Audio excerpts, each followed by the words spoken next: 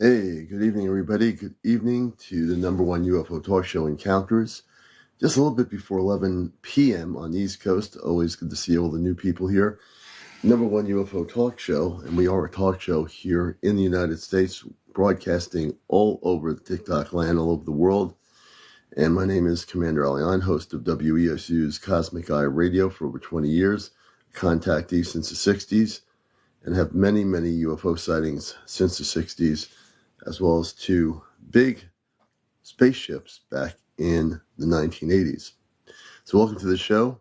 I'm also the co-coordinator of our C5 group in the United States here. We use Dr. Stephen Greer's applications. We teach people how to know what a spaceship is versus a drone or a satellite or something like that. So welcome to a show here, Encounters. Mark Robinson, Sean, Mercury Man. We're getting better. I've had this thing since last week, but the commander is definitely getting better. Supermoon, welcome. Mini-Moo, welcome. Brian, welcome to the show. Patrick, Danny Jeffries, welcome. Good evening. Nanny 9, welcome to the show. And Andy, welcome. Crossroads Demon, welcome to the show. Dr. Green Thumbs, welcome. Everyone coming in here. Glad to have you with us here on the late night. Rebel with a Q. Russell, welcome to Encounters. Aurora Hopkins, everyone coming in here. Carrie, good to have you with us. And hey, Jarrett, welcome. Andreas, Cosmic. Been having encounters since I was 5 years old. Interesting. Crossroads. We're going to definitely follow you, Crossroads. If you'd like to come on the show in just a bit, we'd like to have you as a guest to talk about your encounters since you were 5 years old. I think that would be pretty cool. Carlos, welcome. Everyone coming in here from all over the world. This is Encounters, the number one UFO talk show on social media. Not me, Tripod. Michael, Natural Boy TV, Fast. All these, Estella. Debbie, Debs 2, Eagle Heart, Al Holmes, Story Petal, Perez, George Perez, welcome to the show. Larry, welcome to the show. Nurse 89 Nina, Tinker, Larry, good to see you. Ta Seti, that's a good name, Ta Seti. Stay and Human, Kathleen 9651, thanks for joining. Ernie Judd, 99, welcome back. Cosmic, that's a good name, Cosmic. Stay humble. I like that. That's a really good name, too. User 657. Welcome to our show. Michael Klein. Mary Cavanos. I'm just trying to read all the names here. Wes Dark Oaks. Roxy. Johnny Derringer. Lidvid, I think. Gregory Lidvid. D. What's up, everyone? Hey, good to have you with us, everybody. Tinky. T. Welcome for the show. Now my son has had them too. He used to tell me how they would show him a trick and change. Shelly Body. So Crossroads, we're going to have you on in a few minutes as our first guest on Encounters. None Your Business, Andrea. Hey, Michael Blatter, good to see you. Michelle, Nature Lover, David Emmis. SD, I think it is. Trying to catch all the names here on Encounters. Cha, welcome. John Steele, welcome to the show. Papa Wag, good to have you with us. Wendy, welcome. Jenny, good to have you with us. Linda, hey, welcome. Isaac. TikTok something. Tammy, Tam, welcome to the show. Good to have everybody with us. LYD81, XS King, Dia, X or whatever. Mediator, welcome. I'm the one. Wow, Wolf 121. Lots of good people coming in here. What's happening, Mama? What a name. They something. I'm catching all these names coming here. Shelly Body, good to see you. Vic 101, welcome to the show. Beautiful Soul 67, that's a good name. Dan White Rogers, good to have you with us on Encounters. Queen Dream Shatter, good evening. Victoria, welcome to our show, Encounters. We're in for a great night tonight. We're going to have quite a few people, I'm sure, in here as always. And we're always interested in the stories. We never know what's so spontaneous about the show is. Had auto fourth kind encounter. Shelly, can you explain what that is? A failed cap. Good to see you, brother or sister. Seja Bau. Susan. Hey, Susan. Good to see you. It's been a while. The commander is here. Sarah Davis, thanks for the likes. A, thanks for joining us, A. So you're watching Encounters. Isabel Perez, welcome. We're catching a lot of new folks here. Jimmy, I think it is. Jimen. Beautiful soul, thank you for the likes. We appreciate that. And we have our apple cider. If you're new to the show, we always drink some apple cider. Nanina9, thanks for the likes. Hey. You sound better, thank you. We are working hard to get rid of this thing. Marinette, hey, blessings, peace, love, and light. Rez, I think it is. Welcome, Rez. Margot, hey, thanks for coming in here. I'm a little sick with a head cold. I'll try to stay on tonight. Yeah, definitely take it easy. I've been drinking tea and local honeybee honey. Some tea, some certain kinds of tea. Any updates on the meditation done on the 12th? Yes. I recorded the whole thing. It's on my YouTube channel. You'll love it. You can watch the whole show on YouTube. I have the show recorded on my Ashtar Command YouTube channel. We made sure it was recorded. The update, it did very well. We had a great group of people, and it was really, really good. Thanks, Victoria, for asking. Madness, thanks for joining us, too. This is Encounters. If you're new to the show, this is a nightly show for the most part. That's on around 11 o'clock. And this is the #1 UFO talk show and related talk shows on the spiritual aspects of ufology. We get into people's visitations. We do live stuff where we've done C5 live on the show, where people have actually showed us spaceships or UAPs on the show. So we do all kinds of stuff like that. If you're new to the show, it's we try to make sure that everything we do is accurate and everything we share is real. It's really important, especially in this world where the whole subject is all over the place on the media, that we can give you some of the best stuff here. Hey, Starry Son. NJIF Paul, thanks for joining us. I'm trying to catch all these names here. Curated happiness, that's good. Meowser, good to have you with us, Meowser. Hey, Jennifer. Seeing a lot of new people in here, so please come on in. Pretty soon we're going to have some material from Tesla.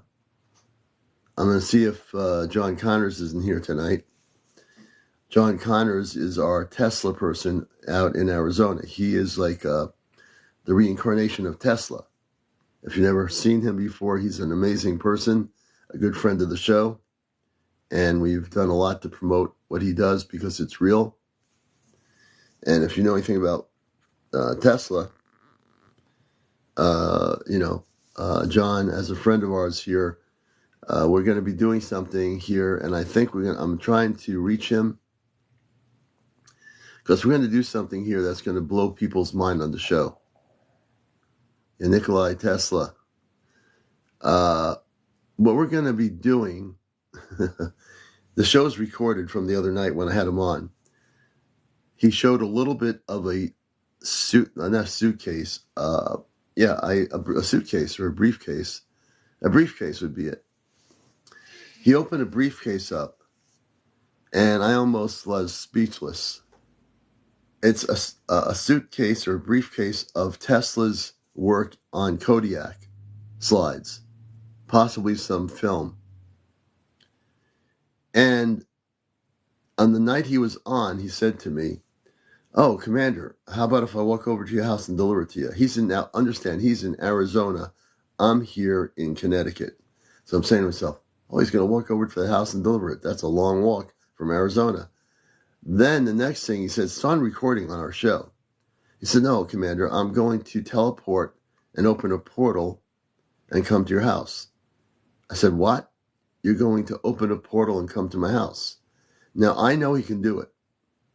If you've never seen John Connor, he's an amazing person. I know he already knows how to open a portal and travel from one place to the other. I already know that. So I'm trying to get in touch with him. I will. I'm going to organize a Sunday morning during the daylight to have him on the show. We're going to go live. I'm going to have him walk from Arizona through a portal to Connecticut, where I am. I don't know how he does it. I just know that he can do it.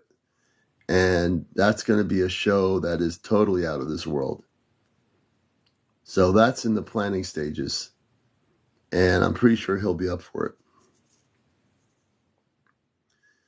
So the thing is that once we learn how to open and close portals, we can also learn how to do this. I'm pretty sure he can teach people how to do this. You know, we know there are stargates, ancient stargates. They're probably active stargates that exist. And I'm pretty certain that our scientists know about the stargates that are active. I'm pretty sure they do. I definitely want to learn. Carla, welcome to the show. Greg Arms, someone K or something, I think it is. Welcome to our show. So he's very super intelligent. He's an amazing person. We love him. It's Dimick, Angelo Zap 1. It's Dimick. Hey, Ray, Chip and Soda. Judy, welcome to the show. I want to learn. I think we all will learn. Carla, oh, thank you for the hat. I appreciate that so much. But it's really important to realize that there are stargates. You know, I've seen pictures of these ancient stargates that are in stone. But I have to believe on Earth there are places where there are active, oh, thank you, Carla, where there are active stargates. Hey, Cat Mama, that there are active stargates that we will eventually know about. I think when we become more advanced in our spirituality, we'll also be using stargates to travel from one place to the other. I remember there was a series on years ago called Stargates or something, Star something, and it was about these people that traveled, and the government had these stargates that would open up, and they travel from one place to the other. I don't remember the name. There was a movie regarding it. BK, welcome to the show. And JJ, welcome. I do really believe, Elber, welcome, that stargates are active in some parts of our planet that we have either not found and some that we have found, right? And it's just like going through a wormhole. If a spaceship is traveling from point A to point B, what are they going to do? The wormhole is like going through the New York Queens tunnel under the Hudson River. And if you go under the Hudson River through the Queens tunnel, you're going under the river. There's one side of the tunnel goes for one group of traffic, and then the other tunnel goes back towards out of the city. So that's like a wormhole for a 3D world, hypothetical analogy or whatever. If you're going in space and let's say we had an advanced spaceship and we got to a wormhole, we go into the wormhole from Earth and it takes us to another place. On the other side of the wormhole, we come out of it and we're in another galaxy, universe, or whatever. So the wormhole is the way many of the intergalactic spaceships travel. They go through wormholes. Not only wormholes, but that's a part of what they do. Eckert, David, good to see you. And David, we'd like to have you on here too. If you're interested, let me know. Ben Wakefield, welcome to the show. So if you want to come on here, David, I know you've been watching our show for quite a long time, and we appreciate that, and we'd love to have you as a guest. I also want to get that other person. Where's that other person that I wanted to get on earlier? Are they still here? We will find them. Crossroads. We're going to bring Crossroads on here. Crossroads, if you're still here, we'd love to have you on the show. And David, if you're still interested, or if you are interested, we'd like to have you on the show too. I want to do some interviews tonight. Okay, well, David, when you do have time, you're always welcome here. We're glad to see your picture in the screen. So when you have time, let me know. Tucker, welcome to the show. Nate, Uriel, welcome. Brand, welcome to Encounters.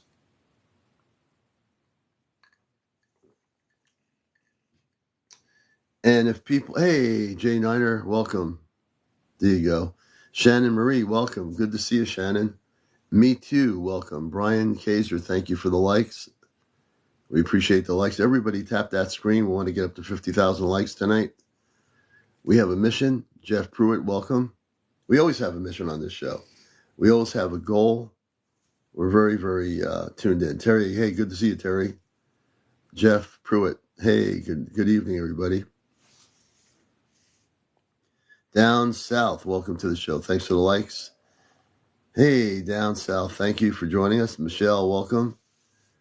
Louis Saros, welcome. Lou something, I can't get the name of it so quickly here. Drummer Dude, that's good. Drummer Dude's got to be a drummer. Welcome to Encounters. This is the #1 UFO talk show on social media. I'm your host, CmdrAleon. We'll be on tonight. It started at 11. We're going to go till about 12:30. And also, we love to hear people's stories, too. This is the beautiful part of it. If you've had encounters, if you've had sightings, if you've seen crop circles where you live, if you are having currently situations occur with interaction with beings from other worlds, we love people that tell their stories. We had a gentleman on last night, Eric in Colorado Springs, showed us a beautiful picture of a saucer-shaped craft that was purple in color. Very high frequency type of craft. And I always know when I see the pictures of these spaceships or UFOs, by the color of the craft, what the vibrational frequency is, I can tell you if it's positive or negative. Hey, good evening, Jay. Good to have you with us. Jeff, how big do the orbs get? Well, if they are spaceships, a spaceship orb type thing can get very big. If it's a being, an extraterrestrial being that is in an orb type energy, it can change from an orb type energy to a regular human form. So it depends on the orbs. There are different types of orbs. But in the ET world, there are orbs that radiate an infinite light around them. If they're a spaceship, there'll be a big orb, like a ship. We'll call them an orb, a circular craft that is radiating a certain kind of frequency or light to it. Hey, Johnny Miller, good to have you with us. Hey, Rachel, welcome to the show. And so there's things and it's a great question when you deal with orbs. Orbs are very interesting in the terms of ufology, in the spiritual aspects of ufology. People have talked about orbs transforming into light beings. Tom Hinckley, welcome to the show. So the orbs, there are people in the non-UFO community that look at different types of orbs. There are orbs that are spirits, but that's a totally different thing. When you're dealing with extraterrestrial beings of higher frequency, they can change their physical form into like an orb. Hey, Lisa, good evening. Good to see you, Lisa. Katie, thanks for the lights. Everybody tap that screen. Please share. We want to get up to 50,000 people tonight. 50,000. No, we'd love to have 50,000 people in here. I'd like to get 50,000 likes. We just want to keep it all natural here. Whatever happens, happens. Commander, I missed your live, buddy. Hey, Molly, well, you're here now, so there you go. As Ram Dass would say, be here now, right?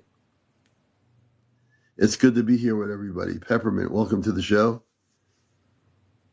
We're just glad to have everybody here on this #1 UFO spiritual talk show. Tommy, thanks for joining us. I saw one 5 years ago, reddish orange. Beautiful. I love when you can see UFOs or spaceships that have a color to them. Larley, welcome to the show, Larley.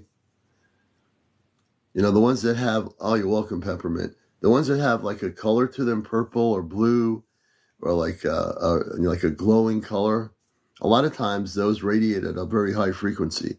If you see something that looks very darkish, and you get kind of a weird vibe from it, and it comes close to you, if you don't feel anything good from it, just go away from it. But normally the ones that have the purple colors and all the multicolors, those are very, very high frequency ships. Gina, welcome to the show. Gina. Amy Lee, thank you for the likes. And everyone tap that screen. I don't want just a few people tapping it. Everybody tap your screen. We want to get up to 50,000 likes tonight before 12:30. I have a goal. Hey, Leon, good evening. The commander always has a goal. On my mission work I do offline, I have a goal. For disclosure, I have a goal. For, the things I do here, I have a goal. And every light worker, every person that cares about what they're doing, a starseed, or if you've had UFO sightings, now that you're awakened, you always want to have a cosmic goal. It doesn't have to be when you're on TikTok. It could be, what you want to do. If you're doing workshops and you want to get people together to help wake them up, you have a goal. You set a goal. And when you set that goal, you can accomplish it. But you have to set it first, right? So when I came on TikTok, I made it, I got nudged to come on TikTok a year ago. I said, oh, TikTok. So I'm glad I got nudged by some of my cosmic friends. They really did push me in the right direction. And I'm big on social media. I do radio. I do this. I do YouTube. I haven't done any lives on YouTube, but I'll make some time to do some lives into the YouTube community. But all my shows here are on YouTube. So for those that missed the show, you'll see all my shows on YouTube. Hey, Cheryl, good to see you. Good to see everybody coming in here. And there's so much I can talk about until we have any guests. So if you want to be a guest, you can join us here, but I have plenty to share. I've had a lot of years of encounters with the space people on a lot of levels. So I'm basically a cosmic book on the subject. And I don't mind sharing what I know. Whatever I know, Donnie, welcome to the show. I want to share with all of you. Because my contacts started back when I was a preteen. And from there on, my whole world changed. And it's good, all this stuff is being new to some people,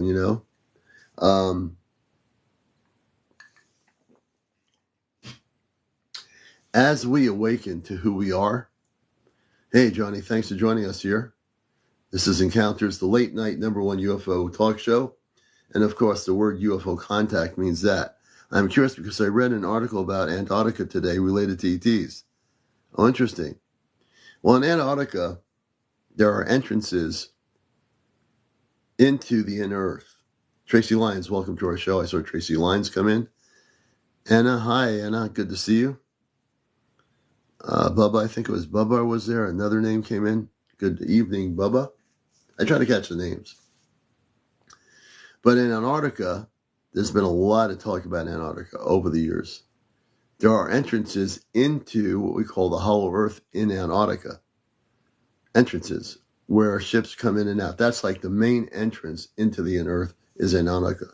There was one satellite photo that was taken by NASA years ago that was never deleted.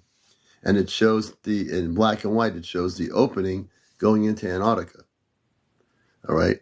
There are other entrances into the inner earth, not just Antarctica, that might be in mountains and other areas around the world. But Antarctica is like the main. Look at Antarctica, the South Pole, North Pole, the entrances into the inner earth. Those are the main entrances. And that's why the world governments are so much focused on it for years. They know. Yes, ask James. They come from under the ice. Excuse me, folks. Still getting over a little bit of that. So yeah, they can come in different ways. I believe from our group, we had a group that went out to a place in Brewster, New York.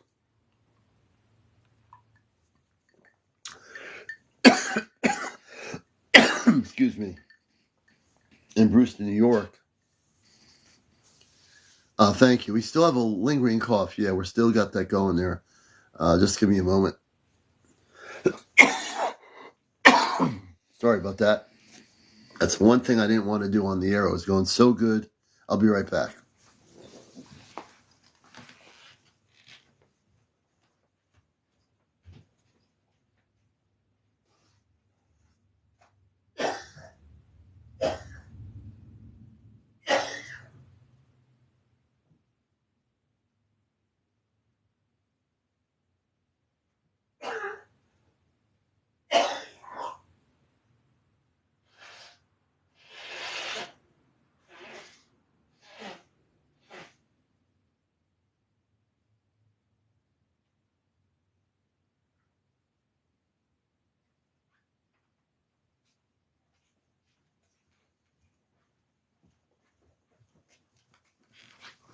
Okay. We are doing a lot better. We still have a little bit of that crazy cough. But we shall persevere, folks, here tonight.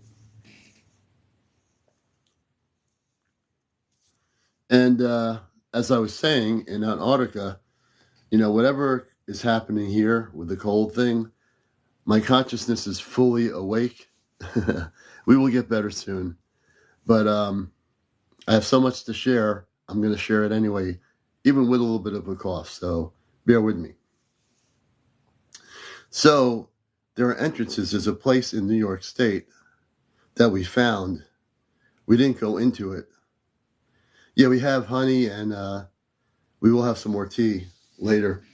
We had tea all day today, actually, with a little oregano. Yes, thank you so much. I think I got rid of that little cough there. So as I get back into my focus, give me a moment. There's a place in New York that I got to tell you about. It's in a place called Brewster, New York. They call it Magnetic Mine Road. This road was evidently a mining thing many, many moons ago. An old mine was closed down. We were told inside the mine, which was dangerous to go in, that somebody had found in the mine a tubular structure, like a traveling structure in the mine, like a track. And it was a tube. And they've never seen anything like it. And this is we didn't get to see it. We didn't go. It's nighttime. We weren't going to go into a mine at night. We had about 20 people with us.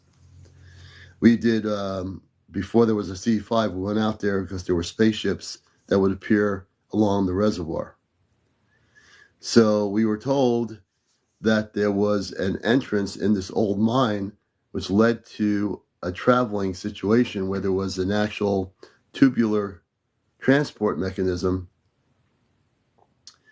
And I think, Terry, I will definitely do that. There's a transport mechanism. We never found it. We never went in there. It was too dark. But we knew there was an entrance into the mine. And what we were told was somebody found a transport system, and it was an entrance into the unearthed. And this is at this Magnetic Mine Road. Now, that area of New York, we had seen many types of crafts. As a matter of fact, one night, I'm going to share some stories with you. Excuse me. I'll get the words out. I will. That we saw a golden ship over the reservoir. I was like sitting there looking at the reservoir with two other people. And to my left, this golden ship was just floating in the sky near the reservoir. This place had been known for ET contact. People had said they'd seen space people or beings that would appear out of nowhere. From the ground, they just become in a pairs of form. And I don't think I've ever told this story. But we would go up to this Magnetic Mine Road with a group from New York because they said this is where there was stuff happening. And there was. There would always be something happening. We were in what they called a stone chamber. A stone chamber, for those around the world that don't know what it is, they're ancient chambers. They exist all over this region of New York. And we went to this chamber. We found a few of these chambers. But this particular chamber, we fitted in about 15 of us, or 10 or 15 of us in this chamber one night. And we did a meditation. And we did that to bring in, we said, okay, we want to see positive beings on spaceships appear at the reservoir. We did a meditation. We were doing like a C5 before there was like a C5 officially. Oh, we will, Sarah. Thank you. We appreciate all the love here. Hey, Chezno. So we're in this stone chamber. We heard like a thump above the chamber, like somebody was above us, above the chamber in the cave. And we almost had direct contact. I mean, physical contact. Because we had one person that was nervous that was with our group, they didn't make contact. We were like in the stone chamber, just about there to make contact. And we was the one person being nervous, they didn't want to scare anybody. And that's how beautiful your space people are, the space brothers are. They won't do anything to scare people. If there's a group of people of 10 or 15 and one person's scared, they'll cut off contact. Because if there's one person scared, they're not going to do it. Hey, Flo, good to have you with us. They won't do it. I am definitely amped up as I'm talking about this. I'm getting more amped up energetically, so I'm really happy to be here. So that experience, we were there for a good part of the night. We were there for about 2 hours. And this is at Magnetic Mine Road. The chamber is still there, the stone chamber. Many people have explored it. People have observed it. It's just an amazing thing. If the stone chamber becomes activated on its own, some of these stone chambers are like stargates. The stone chambers are really like stargates. If they become activated, you'll actually walk into another dimension. You'll definitely do that. You'll walk into a stone chamber. If it opens up a doorway, you'll walk right through the chamber into another dimension. It might be another Earth. It might be another planet. It's hard to say. I mean, we didn't go through another dimension in the chamber because it was just, people said they'd seen space people go into these chambers and disappear. Well, of course. How would they not disappear? They are they can go through rocks into another dimension, right? So we're in the stone chamber, but we would see this one night, we saw all kinds of blue lights popping into the sky, clear night, all these blue, beautiful lights disappearing. And it was pretty amazing. Hey, Deb Hale, good to have you with us. Blessings, BRP, welcome. So much to share. I listen to a lot of stories, but I have a lot of stories of my own that I can share with folks. And it's really, hey, Evo, thanks for joining us. It's just amazing the things we've seen. We've been in a number of stone chambers in New York over the years. And all these chambers, we even cleared chambers that were misused. We'd go into the chambers and use Christian energy and clear them with a violet flame. We do all kinds of energy works on chambers that were misused, and we clear them right out. Any negative energy in these chambers were cleared right out. Because the purposes of these chambers weren't for people to use them for negative things. And welcome. The chambers are a transport place for those beings to come in and out, just like a stargate. So look at a stone chamber as a stargate. I just saw a live showing UFOs just now. Oh, good shake. That's a good thing. Ed Martin, welcome to the show. Kim also saw it.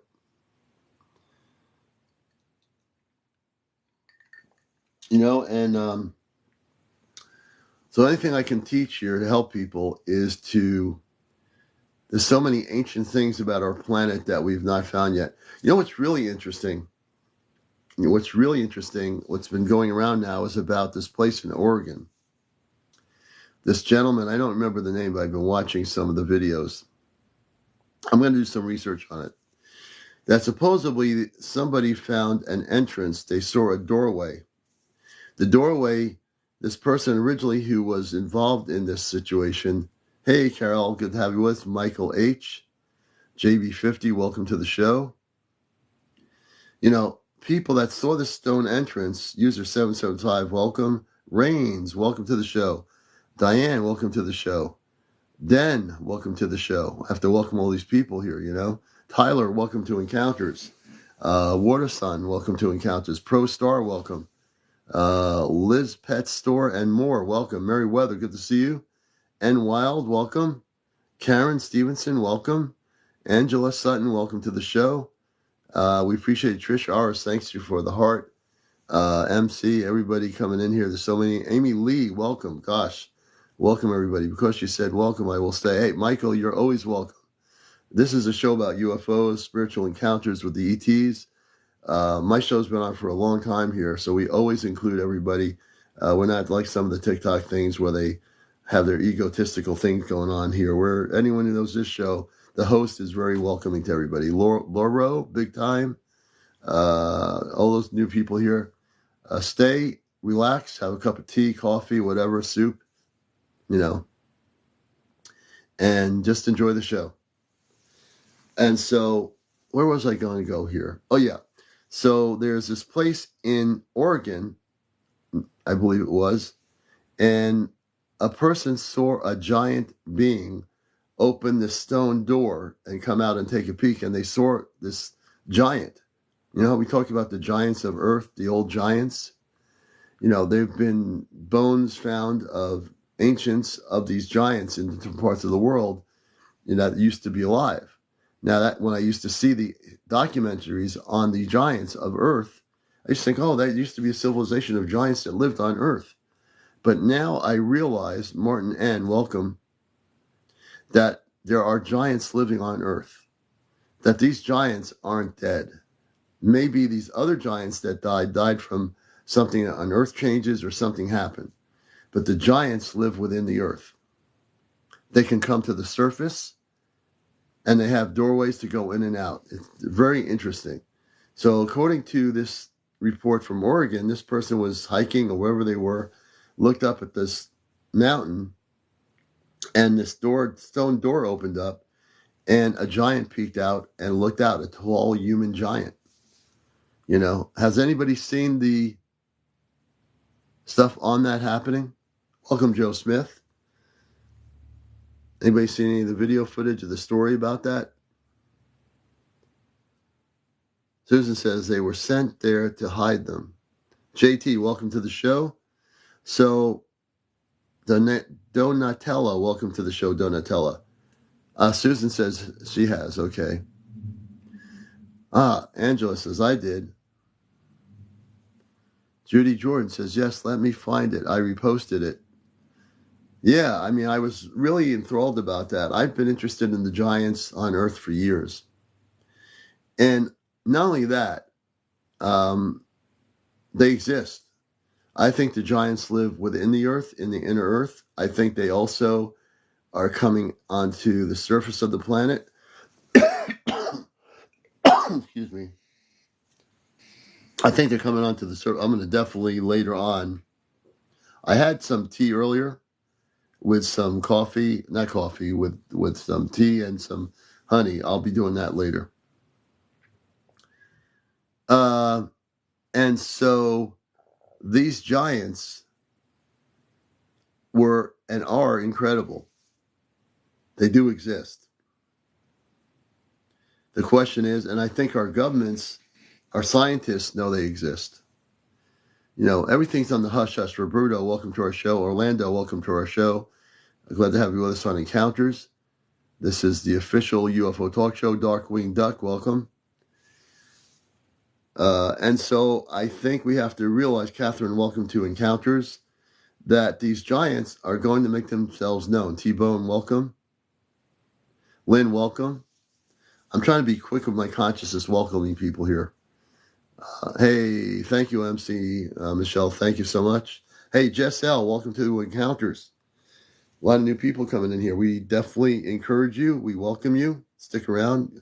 Gucci, welcome, Gucci. AAA Poet, good to see you here. Judy Jordan, welcome. Judy Jordan 40. Chris, welcome, Chris. I'm CmdrAleon, your host. We're going to bring Skip to Grace up with us here.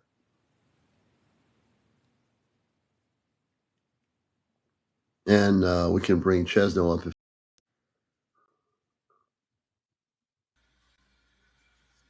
Hey, everyone. Hey, good evening, Sandra. Good evening, Jen. Good evening, Grace. Good evening, everyone. How are you? How's it going? So, it's going good. It's going good. We got Chezno. Also, these are my two people right here, friends of mine, right here in Connecticut, folks, in the U.S. Happy birthday, Grace. Thank you. Happy birthday, Grace. Thank you so much. Thank What's you so that much. in galactic years? You don't want to know. I don't know. I think maybe like 16. We won't say a word. You know, if we tell people you're a teenage, you know, you might have a problem with TikTok. I say like 26. 26 okay. sounds good to me. She's younger than that, but we'll go with that, 26. We don't want to get in trouble here. It's phenomenal for her age. Phenomenal. Yeah, she really does. For a teenager? Seriously. No, she does. She does. Phenomenal. 19 or something. Yeah, really. Oh, Chezno's right about thank that. You. And we're like talking about the giants, you know, this thing with the giant in actually Oregon. And it's been a lot of hoop about that, hoopla or whatever you want to call it. And I've been always interested in our planet's history, millions of years old, history regarding giants and the fact that they existed. We've seen documentaries showing their physical skeleton remains. But whoever thought that giants existed now? You know, here we are thinking that they don't exist. But like anything else, something happened. Some of those giants, you know, died or whatever happened to them. But the giants are here. They do live. Yeah. They are alive. Do you guys remember a movie from way back in, I'm not even sure when, maybe the 70s, that were about giants? It was like an actual, I don't know, it was just a movie that I remember seeing. Huh. And I never was able to find it again. It was just all about giants and their existence and how they existed in the world. And they were like, they showed them in this movie that like they were in another dimension. Yeah. And, you know, I think that that's probably what's happening with this situation. Like you said, there are portals. There's a portal. Yeah, they're coming in and out. Mm-hmm. Well, evidently, there's a doorway in this place in Oregon, and there was a picture of this mountainside. You can see an outlining of a rock door, a huge rock door. Wow. And the person that saw the giant, he came and opened the rock or whatever and looked out, and the giant was right there. And then the giant went back in and closed the door, whatever they have, a mechanism, whatever it is. God. So these giants exist in the United States in certain places in these inner mountain areas or in the earth, wherever they're living. We have giants living amongst us, and we have to realize that this is another thing. As my consciousness expands to other things, we are not the only ones. People should know by now, we are not the only ones on this planet. I used to think that we were the only ones, that this is the surface world, this is the way it was growing up. Right? Didn't we all get growing up and as kids being told this is the way it is? Indoctrination, yeah. Indoctrination. We were indoctrinated to believe that there's no other life here other than the human existence on the surface of the planet.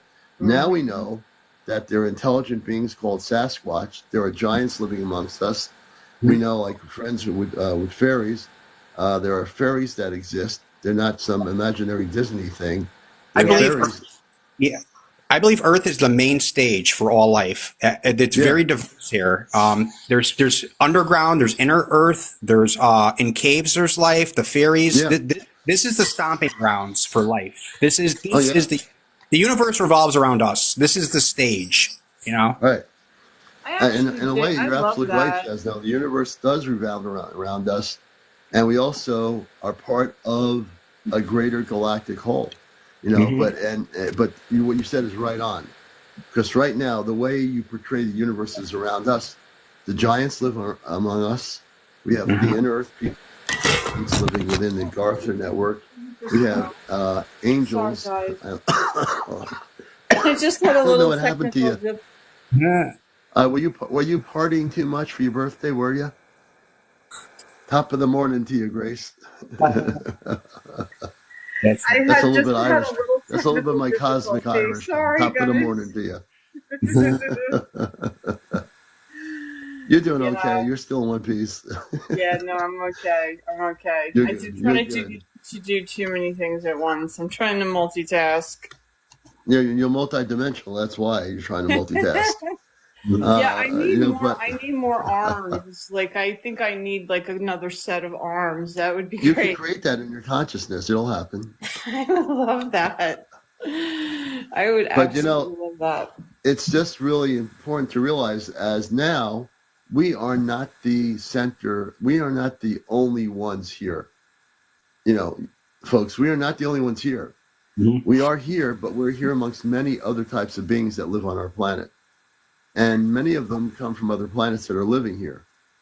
That's why you're seeing some of them come back and forth. They have secret ET bases amongst our planet in remote areas. They're here. They're from other planets, but they are here. They're getting ready to work with us. They're quietly doing their thing. But don't you think that they're not here. They are. So why do you think there's an increase in spaceship sightings, or what you call UAPs or UFOs? Because the space people are here. I will say it loud and proud. These space people are here. And you know it. And they've been here for a very long time. There's Da Vinci paintings with UFOs in the background, you know, and they probably weren't allowed to talk about it back then. It was probably like treason or something, or whatever you call it. I forget the term, or blasphemy or something. Yeah. So they had hung. They had to put it in paintings to hide it, and if you could piece it together, just like the Bible, piece it together, and you got to go by clues, which is pretty annoying that they hide the truth, but they know what's up, and you just got to dig and look within. You have to look within. You cannot look for outsourcing information. You got to trust your instinct, because when you incarnate here, that is the only tool that you are given, is just your intuition, and you have to really take control of that. That's such a good point, Vincent, because art, if you look at art history and you study art through the ages, there are all types of clues inside of paintings that tell us stories about our history, the historical history of humankind and beyond. And you know, so many, not only just artists painting clues in their paintings, but they were, philosophers, writers, poets, they all hide, even like movie makers, people who made movies. They put a lot of in movies. Yeah. I believe that, like Steven Spielberg, they work with top officials, and they sneak it in so that when you talk about it, they'll be like, oh, that's just a movie. You're thinking like a movie, but they put the truth in it. Absolutely. Yeah, absolutely. That's true. No doubt.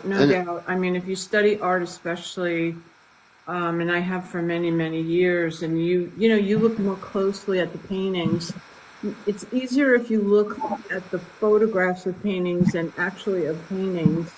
It's sort of similar to like when we have footage and we can't see things with the naked eye, and then we take the photo or we look at the video, we can see more clearly. And with art, many times you need to have that concentrated view in order to see some of the clues. And I think someone in the comments mentioned that the cave paintings, they drew pictures of spaceships. Yeah, Anunnaki, like the Anunnaki are like everywhere in art and cave paintings and carvings all over the place. Those paintings are carbon dated to 50,000 BC. These are very old petroglyphs that you'll see in Utah and Arizona, and I'm dying to see them, and I'm going to see them one day. But I just think it's fascinating. It's just the documentation, the evidence is everywhere. It's astounding. Yeah. And I have a really cool story. My teacher who taught me painting, She was a world famous iconographer from Moscow, and she was the one I did the apprenticeship with, and she did a painting of the horsemen from Revelations, and she painted the World Trade Center being attacked by planes like 15 years prior. Really? Yep. I've heard stuff like that. And and you know, it was super cool to witness it. Like I used to hang out in her studio every day for like years, and to witness that, I was just like, but then when it actually happened, it blew my mind. Well, speaking of blowing our minds, guess who's on? Guess who's on, folks? Hey, John. That's our guy. Hey. Hey, John. Do you know where Simpson Pond is? Simpson Pond. Where is that? Class of 76. There's a, hold on one second.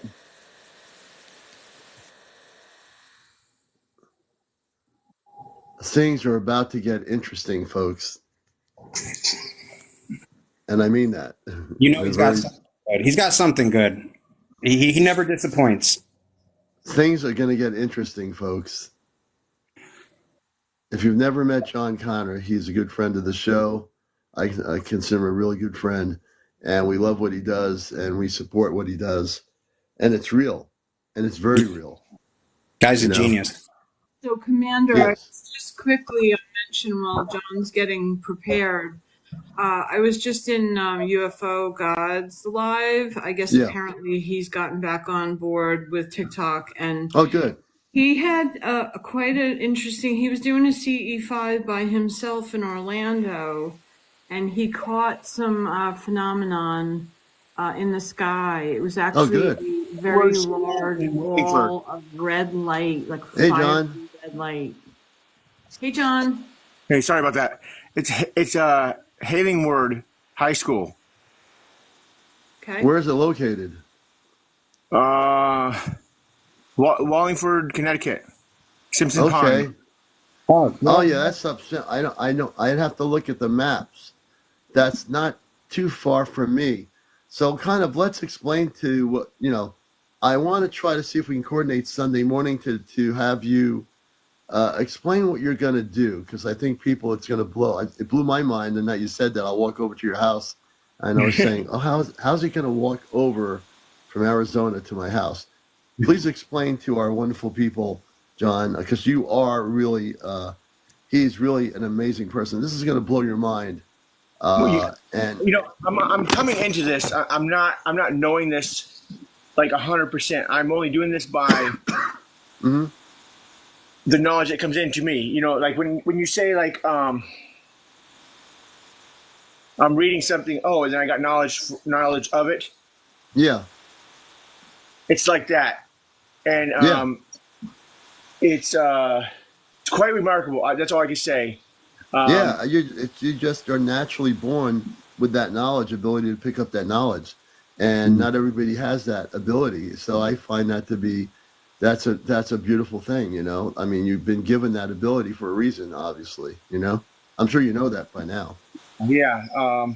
Okay. So, and these books just keep on coming, dude, and it's overwhelming sometimes because I don't know if you ever heard of Behind Every Door, there's a story out of this world. I don't think I have. I'm not familiar with that. Let's just say, because this is all for, I have to say this though, for learning purposes, right? Do I always have to say that because it's just the way it goes, or what? Yeah. Yeah.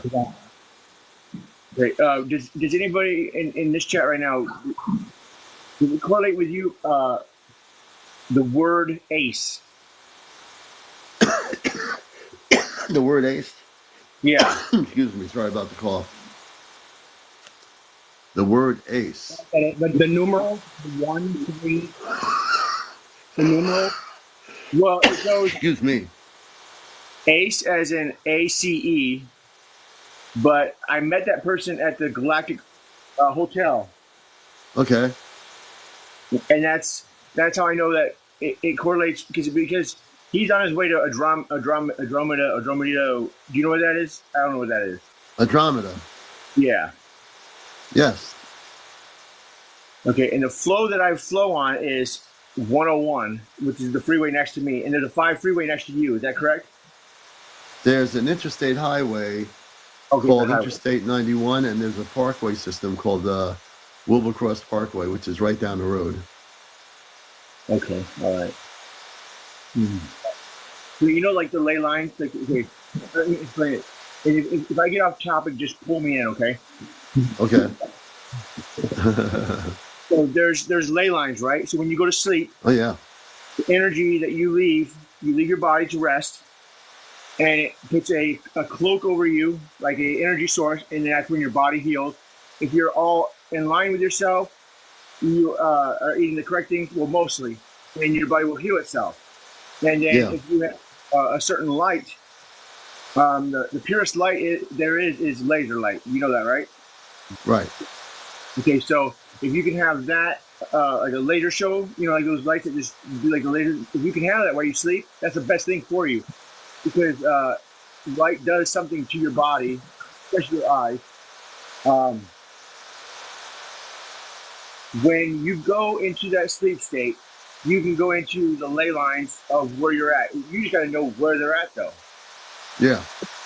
Okay. Oh yeah, we have ley lines at our the crystal store in our town. Their crystal shop, which is beautiful, is on a ley line. Okay. Now, that correlated with me because that's where I went to, and I was trying to stop there. But for some reason, I stopped at Simpson Park. The reason why I say Simpson, because I always travel to Illinois, and I always go to Springfield. That's how I get there. My mindset that I use the things that I can remember and get back to. So now that I'm knowing that, I thought it was astral traveling before, but it's not now. It's totally different, I guess. There's a different word for it. So what I'm thinking is, John, Sunday morning I'm gonna go live on here at the location at home. Okay. And what I want to do is, so when you come here to Wallingford and I'm live, I'll be talking to you before Sunday. You'll be able to physically come on screen and appear right next to me, correct? Correct. Yeah. That's what I want people to understand. I'm trying to educate people about what we're going to do. Okay.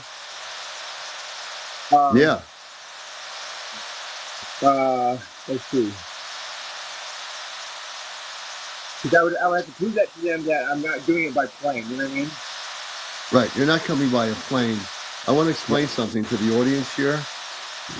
What John is going to do is open a doorway for him to come right here, like almost in a nanosecond. He will be here in Wallingford. No plane, no train, no helicopter. He's going to physically appear and manifest himself here directly. Why is there static? That's because they're listening. That's their they're trying to block it. The government's trying to block it? I wouldn't say them. We call them the marksmen. Okay, well, they can't block this. This show will not be blocked. I'm putting Christian energy around this show right now, and I'm asking the Ashtar Command to stop them. Yeah, it's not your show. It's me. Oh, it's not the show. Yeah, just hold on. Let me take it. They're trying to block John from talking about what we're going to do. I will say right now, Chezno, your audio's gone. What happened to your audio? Oh yeah, it's blocking you out, man. But can people hear me? Let me turn my volume up. Can you hear me now? Oh yeah, you sound much better. That static was intense. I couldn't talk over it. I don't know if maybe he turned his camera on. I don't know what he's doing. I want to see it. He did. He had to do some whatever he did. He cleared the static out. There's some. It's on his end. They were trying to block him from saying what we were going to do. So I'm going to say it loud and proud. On Sunday morning, I will give you the time Sunday morning once I talk to John offline. He's going to, I don't say teleport himself. He's going to open a portal outside is going to appear. I'm going to be live, and he's going to come from Arizona, physically here next to me within seconds. So I don't know whether to call it teleportation, but he's going to open specifically. He has the coordinates, latitude, whatever. He will come right here. He's what? Come scoop me up. He comes there, yeah. Come pick me up. This is going to be showing you that he has the ability and the knowledge to do something, which is what the space people do, which they open and close portals. You're going to see that live on Encounters, and he's going to do it. Like I said, I know him well. In a short time, I've known him. We become really good friends. He is the young Tesla on planet Earth, and he has the ability to do this. And you're going to see him come. They're trying to block it. He's going to come through, and he will be here. Not on a plane, not on a train, not on a helicopter. He's going to physically come here through a portal. And we're going to plan it out for Sunday morning. How's that? Is that better? Yeah, it's better. He can break the multidimensional barrier. Yes, he definitely can. It's not breaking it. It's coming into. If you take a crystal glass and you take another crystal glass and you take them and put them together, they have to be crystal. Yeah. And you insert a liquid, and the outside has to be chromium, aluminum, and it has to go through the two pieces of glass itself, and you enter a drop of like mercury and the sun water, and you put it in there, and you have them sealed together. And what it does is it opens up a contact port. Okay. Oh, interesting. We'll have to treat you to a cup. We'll have to treat you to a cup of coffee in New England when you get here. Hey, you know what? I would love that. There you go. You got a deal. The last time this was done was 2,600 years ago. Wow. Well, the only reason I know this is because the Japanese project director of Open Hero, Minusha, of the Tokinaki rivers, contacted me, not yesterday, but the day before. Really? Yeah.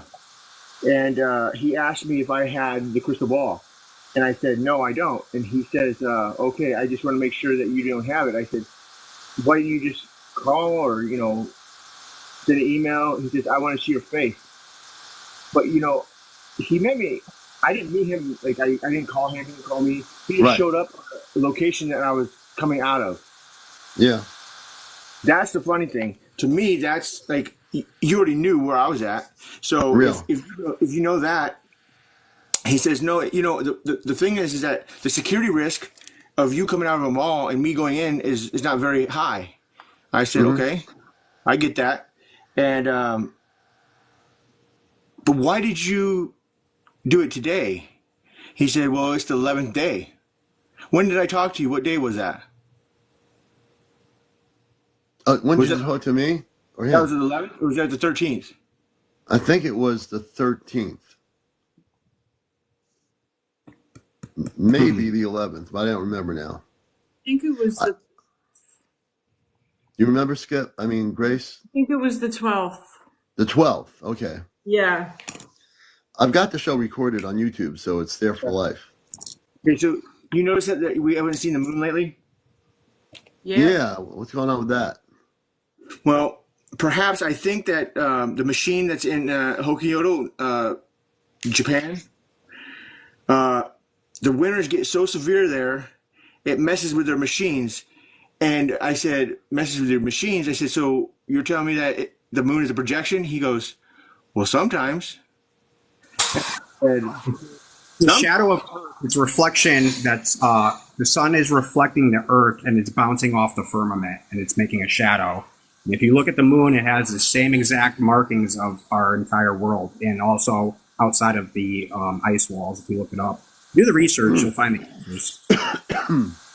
But I think it. Yeah. That's quite interesting. Okay. So you said, that's funny that you said that because you didn't call me and I didn't call you before this, right? No. Okay.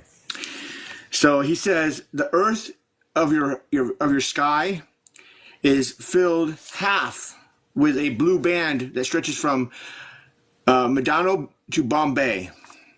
Really? Excuse me. Medano is where? Mindanao to Bombay. And if your eye can catch and encompass in a single can break your heart with its beauty.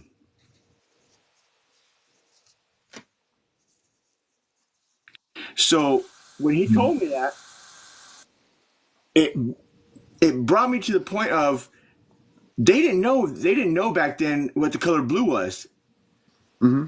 Did you know that? No, I didn't know that either. I heard that as well. That was actually like a late color that was, I think they made like in Egypt, in ancient Egypt, I think. Mm-hmm. Correct. Mm-hmm. Interesting. So with that, what he just said, if you race eastward and from horizon to horizon, from dawn to dawn, circling the planet in an hour and a half, after a while, you'll get to know it. You study the. Okay, now this word, I don't know what this word is. Okay. It's spelled indecrendencies. Okay, I tried to pronounce it. I sucked at that. That's okay. It's ID. I is an igloo. O S Y N C R A S I E S. And discrepancies? Is that what it is?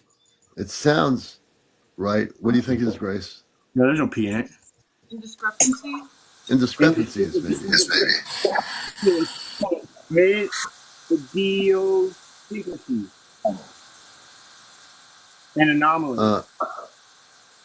Idiosyncrasies. Yeah. Yes. Yeah. Sonic. Idiosyncrasies. Yeah. Okay. Okay. That's yeah. right. That's what it is. And then it says and anomalies. Those two together.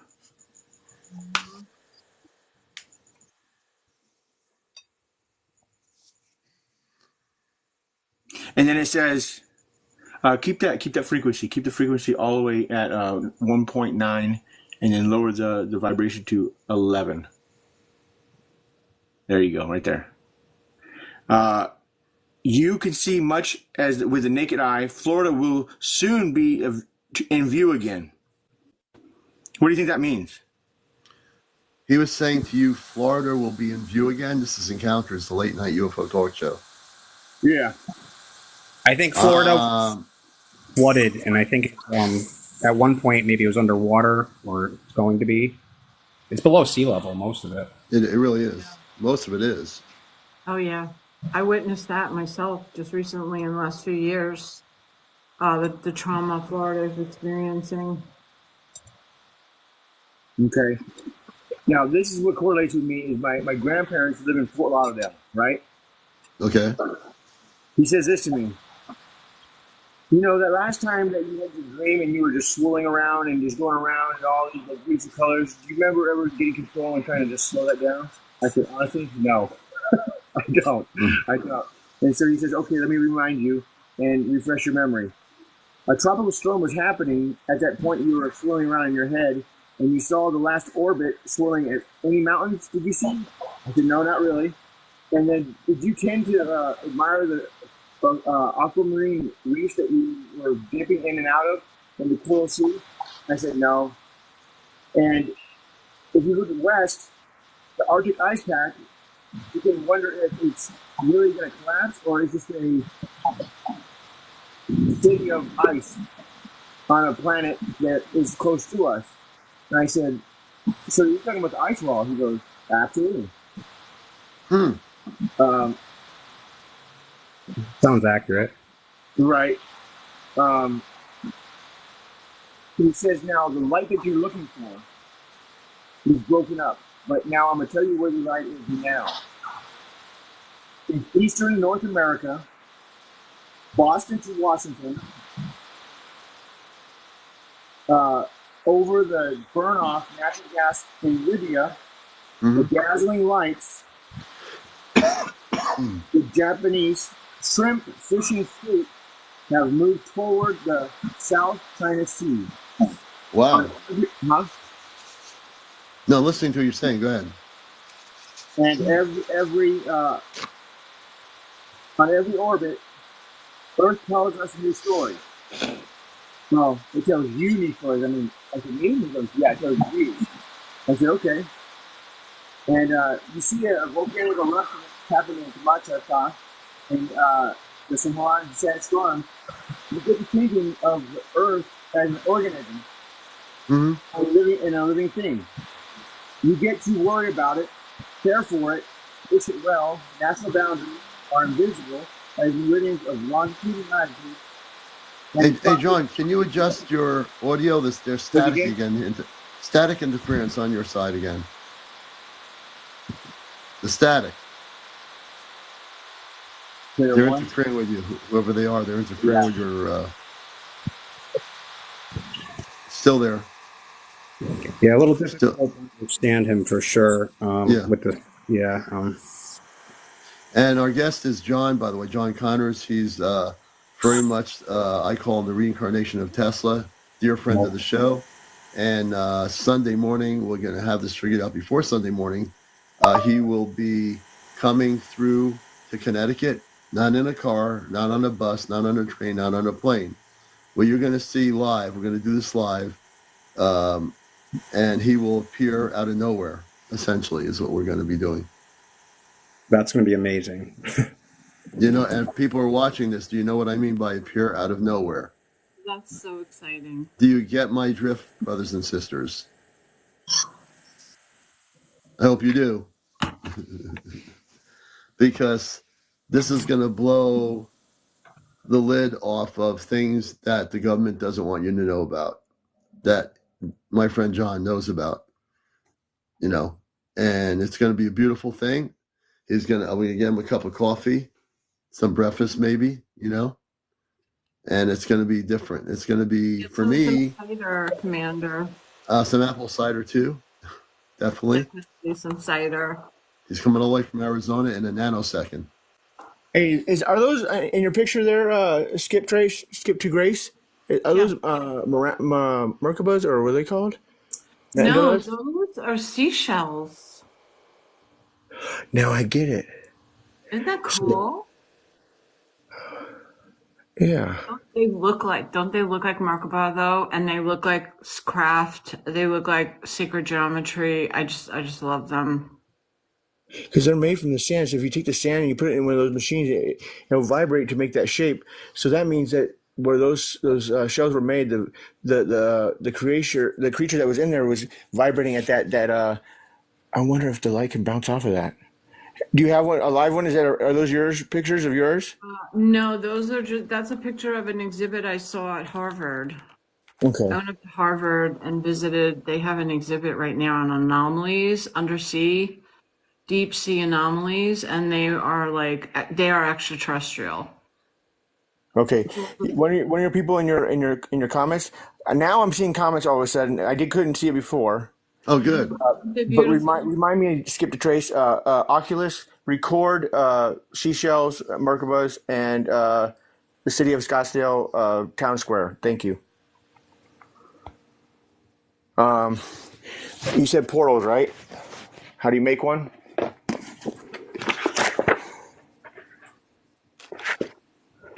So are you working on coordinates to come through a portal to see the commander? So nonstop, yeah. He's been working on that nonstop. Okay, cool. And okay, so and now you already mentioned the area that you want to come through. Yeah.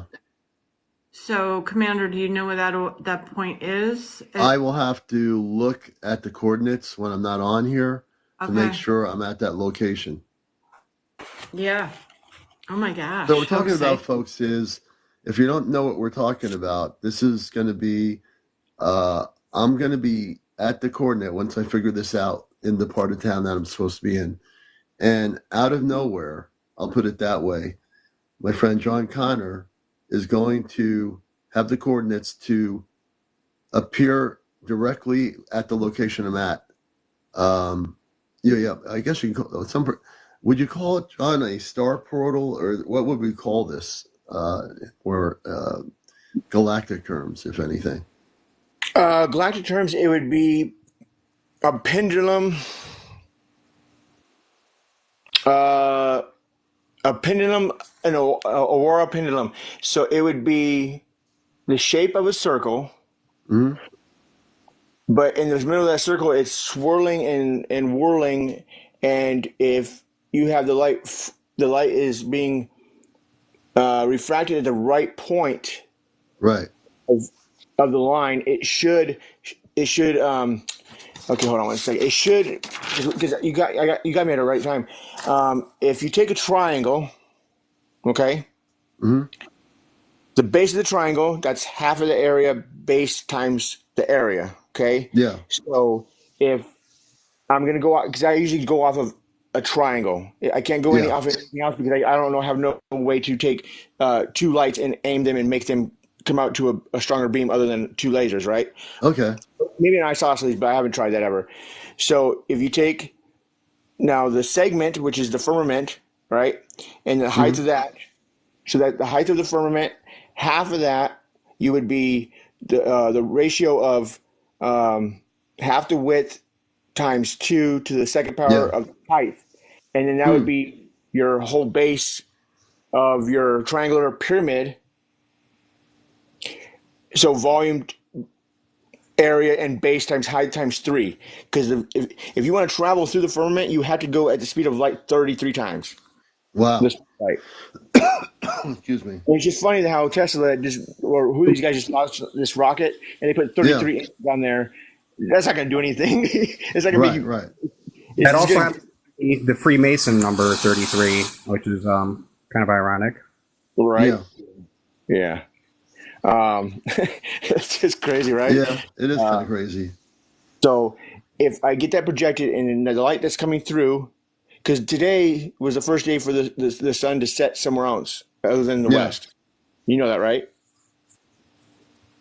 I didn't actually know that because I wasn't focused on it. But go ahead, explain it for everybody here. 7.5, 3.84.7024.060. That's a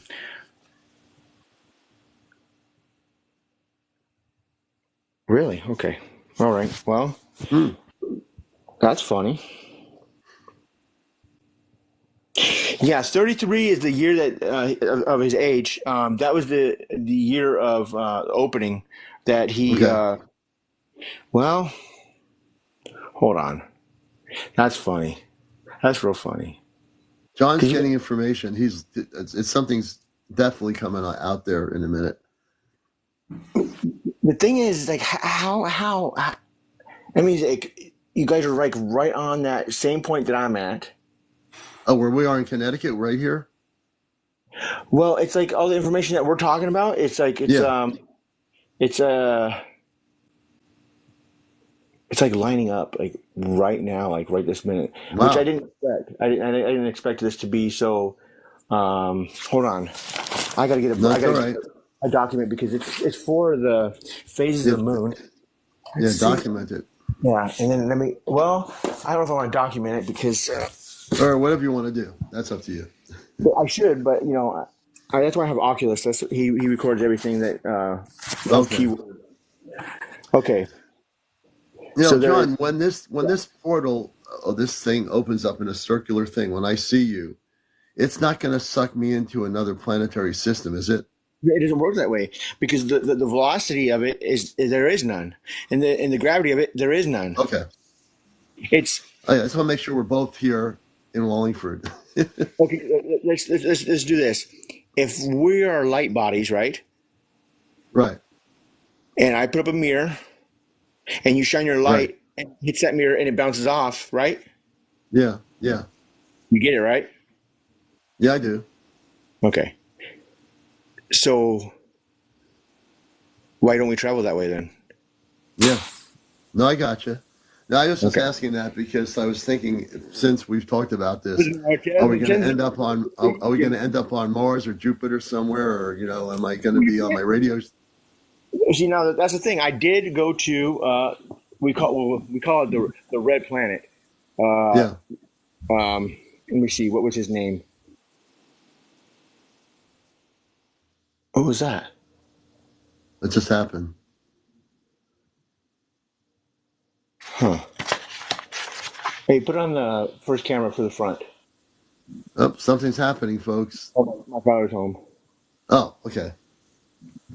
Okay, so his name was.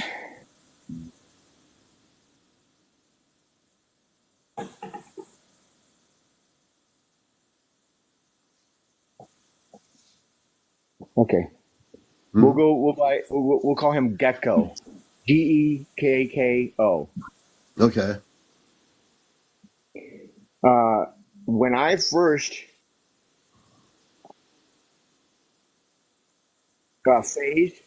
phased out. Okay, when you phase, do you know what phase means? Well, I know the definition of phase, yes. Okay, so it correlates with the skeleton of time. Okay. Okay, for example, the inner wheel of how everything works. Okay, I'm just now listen to this. There are 28 phases and equal to the average number of days in each lunar month. 360 degrees divided by 28 yields 12 degrees 86. Our Yeah. birth year is 6. Okay.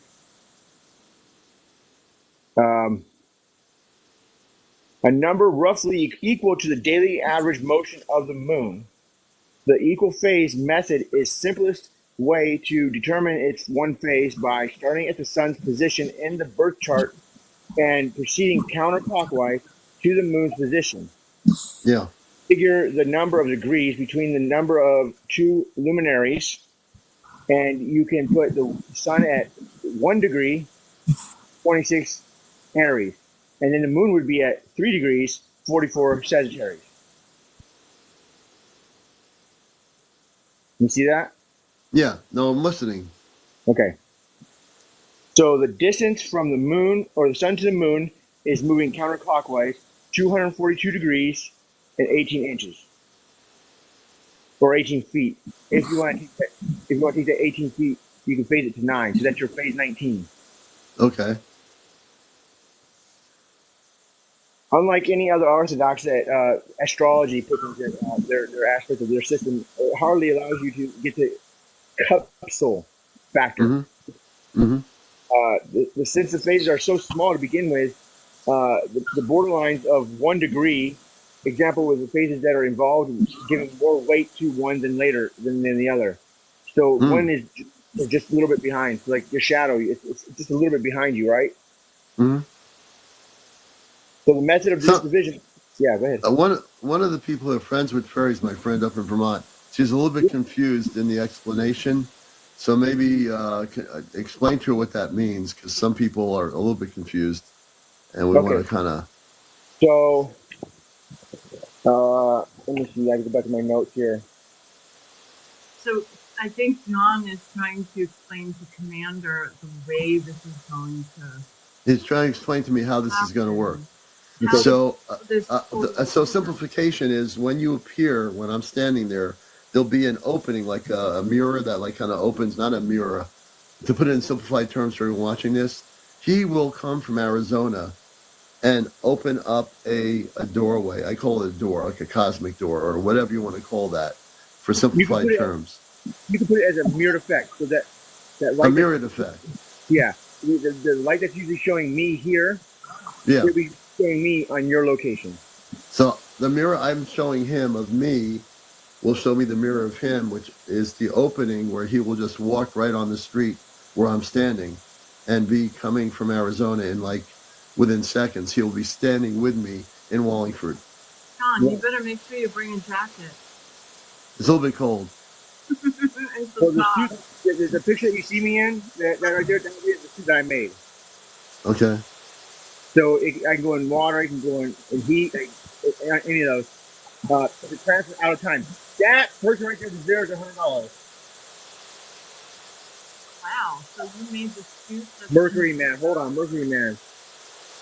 Hold on, let me make sure. Oh, you're not doing that to me. No, you're getting a little bit of static again.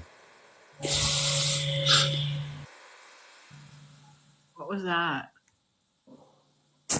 Yeah, that was weird.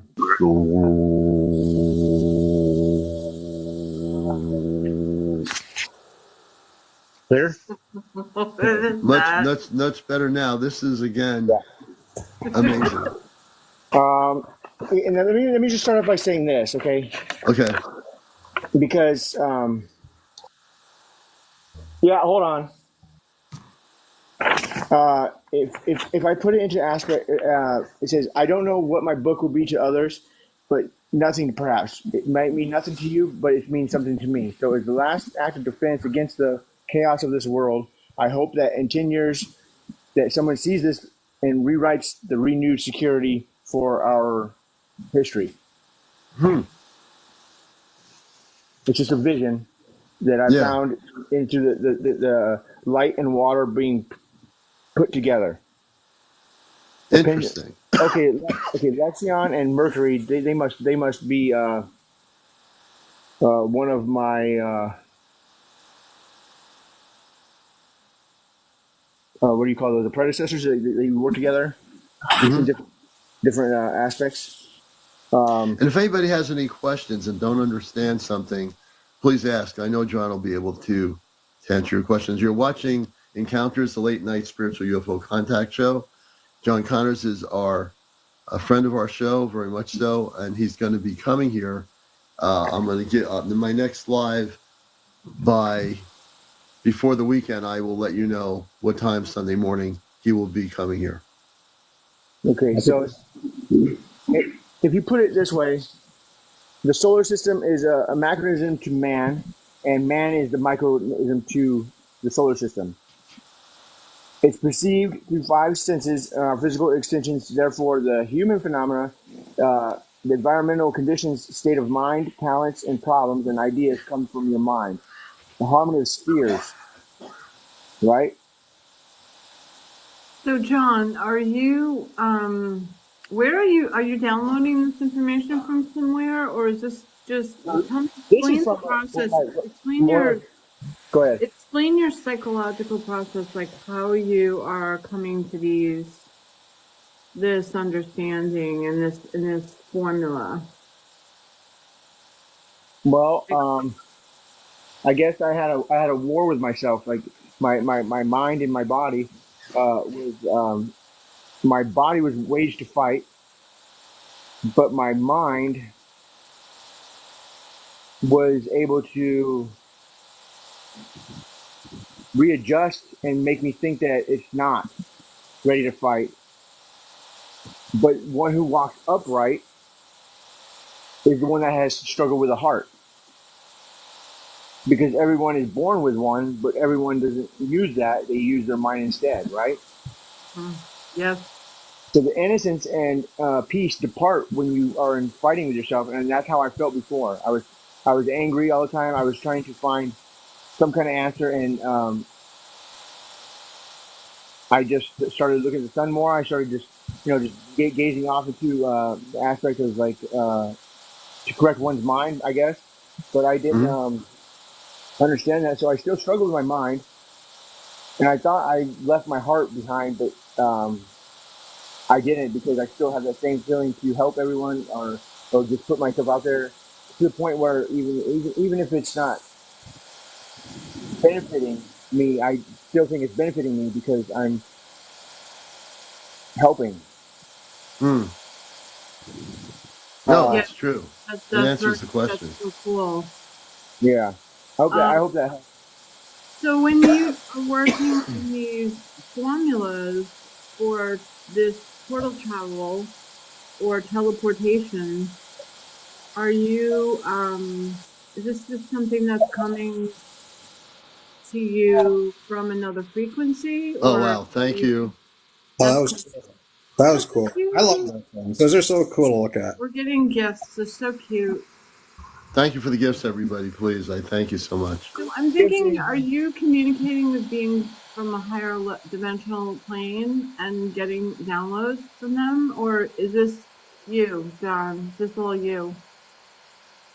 It's all of us. Hold on one second. When you guys, if you guys are gonna give anything, make sure that you just give it to the host. I don't need anything other than just you guys' just understanding and companionship. Because at a time when I needed something to talk to, it wasn't there. So I'm thankful that you guys are even listening to me now. I'm still in that kind of mindset where. So cute. It's too trained. It's, So Yeah, I love that go ahead. answer, John. I love the answer that you gave us about it. That it's everyone. I love that because That's right. because I can't take all the credit because that's not possible because we're all one if you come back to it, you know. Yeah, we're all part of this. I mean, Yeah. what John's saying, and this is Encounters. This is CmdrAleon, I'm the host. So thank you. Just to. Those are such great gifts. Oh my gosh, thank you for the superpower. You guys just imagine, Commander, if when it does come to the point where we all come together, and then Yeah. the other ones, and you're like, hey, you help me over here. Hey, you help me over here. And all of a sudden, we helping each other to get back to here because that's who we are. Yeah. So, and really, yeah. It's all about coming together. That's why I think I was sent here onto TikTok. Oh my God. Thank you for all these gifts here. I'm just, oh my gosh, thank you so much. And I just have to say with John, what you're saying is the reason why I was sent to TikTok. I never thought of TikTok in my life for years. And then it just sparked seeing people say, Commander, you need to go on TikTok and do a show here. And, I was happy with my radio show on NPR radio. But I said, you know what? I guess part of my mission work is to come here on TikTok and break the matrix and see what happens. And I am very blessed, without ego. Everything I do here is for everybody, like John says. Anything I do in this show is to be inclusive, not exclusive. And no matter how popular this show gets, I have never, ever had an ego about it. I'm still the same person I was when I first started. Let me tell you, that's the key right there, Commander. And the reason why is... Oh, what did you say, John? Oh, thank you for the, whatever that thing was, the private jet. An airplane. I've never Oh my God, I've never seen that before. I'm just like, oh man. Wow. Oh, it sounds like another voice came through there for a minute. What did you hear that? I just hear? It sounded like frequencies. It sounded like an ET voice for a minute. Like electric or something. Did anybody hear that? Yeah. Or am I just losing? I heard it. Oh my gosh. Oh my God, that was... Things are happening tonight. What's going on? Look at the fruit. Oh my God. Oh my God. I don't know. I'm just trying to, I'm just like, I'm going to be speechless in a minute. Right? Oh my God. Thank you so much. Gifts. Man. I so love and appreciate all of you. I really do. Thank you so much for all the gifts and all the support. It's really, so it's just, John, we heard a voice, we heard the static's coming through. We heard what sounded like an ET voice for a minute there. Yeah, that's Gecko. Oh, that's Gecko? Yeah. Can you explain what Gecko is to the people watching this? He's a sound of freedom, a sound of love, a sound of comfortability, all in one. Mm-hmm. But when it comes to the sound waves of our ears, it comes as static. Yeah, but there was no static. It was an actual voice. That's good. That's good. That means so. You didn't create the Gecko. Is the Gecko its own existence? Yes. Yeah. Really, folks, you just heard something amazing just now. I'm like almost floored in my. You just heard a voice. Actually, I'm like, what is going on? Tonight is like magic. Tonight is like. Oh my God! Powerful. Shooting star. Thank you, God talks. Everybody. There was a voice. Oh my God. Yeah, it's like Christmas morning over here. It really is. You guys are so generous. Yeah, the reason is because the people that are here now are the ones that are the 100. You have to understand that you work really hard. And they all appreciate that. And the thing is, if you take in consideration a single spiraling moment as an arrow to denote evolution into many incarnations. It just takes 3 turns of that spiral to go into a lunation cycle of incarnation. Whatever time scale you use, the spirals will always signify the same learning through each repeated experience. We may return to the same point of our departure over and over again, but is it really the same point? Or is it we have not moved in the direction of a perpendicular to a plane of rotation? Maybe we have gained, maybe we have jumped. Yeah. No, it's I can feel the right now as I'm sitting here, and everybody knows I feel energy. There's a big shift of energy that just came through. Can you feel it, anybody? I mean, I'm talking a major energy shift that I'm just telling you, man, it just blew through my consciousness. Yeah. Just now. I feel like since we did the meditation, there's also been like this huge download of like joy that's come in the last few days, and a release also, like just relief. Oh yeah, it's totally. That's all part of this, but I know that I don't know. It's just making sense. Everything. What really gets me still is the voice of the gecko earlier that everybody heard at the same time, not the static, the gecko. And I tune into everything, folks. You know me. My energy tunes into everything out there. And that gecko was talking to us and communicating with everybody in this room. If you're not, this is recorded, so this show will be on my YouTube channel. If you missed anything, you won't miss anything. So, Commander, to be clear, can you just explain again, because I know Stacy was here. She said she came in late from work. She comes late from work.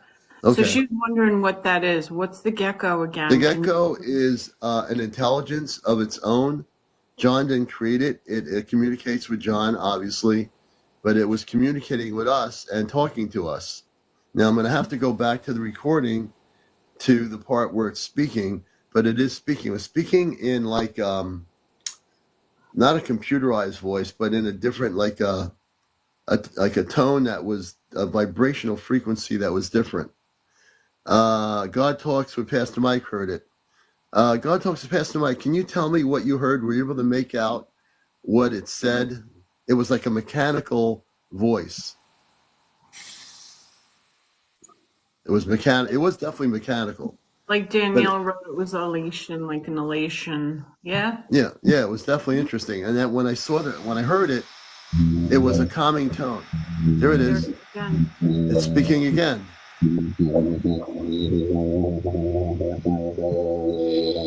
It's actually, look at it. I'm like, my God, it's happening again. What would you like to tell us?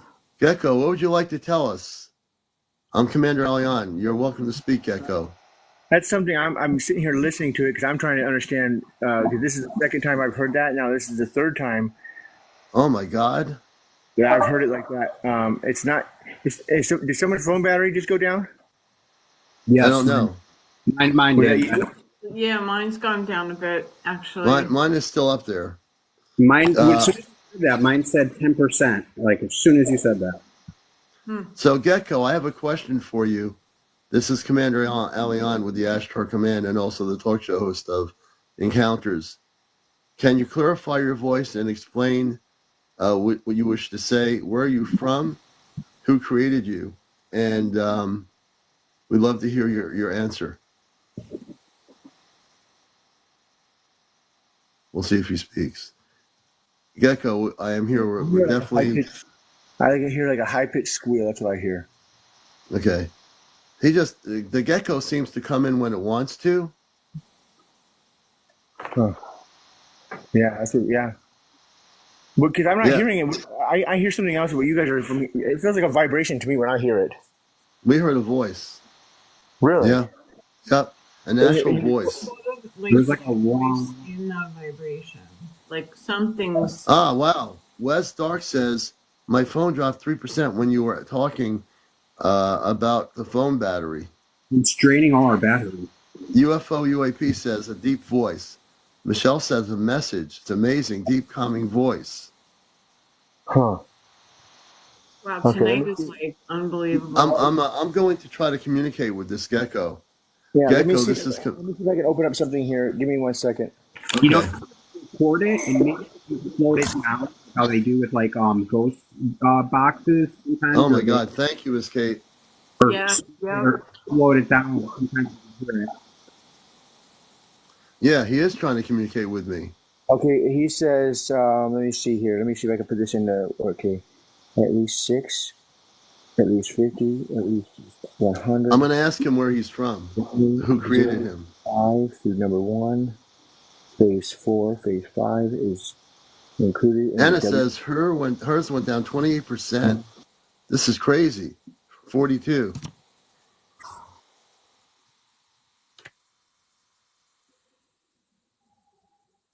Okay, this is Thank you so much, everyone, for the support. Gecko is very tactile. You guys are much alive. I was very alive technically. While I'm sending out you these information, static electricity is able to meet you through volume 12 of kinetics. And if you are at the key point, then you are at the Duke of the Earth, known after that Eurospur came out, losing the end of very bloody civil war. But before you have to take into consideration that the USP led the ragged survivors when there was none, if you choose to take it into your own hands, and it will be a peaceful one. The radioactive clouds are no longer being discovered. If I see you now by driving them into warp 7, which could be the brief exposure to be tolerated on my behalf, but given up for the Unispur has begun to construct a cluster. That's all I got. I'm going to ask Gecko a question, and if Gecko can respond. Gecko, who created you and where are you from? It's a very direct question.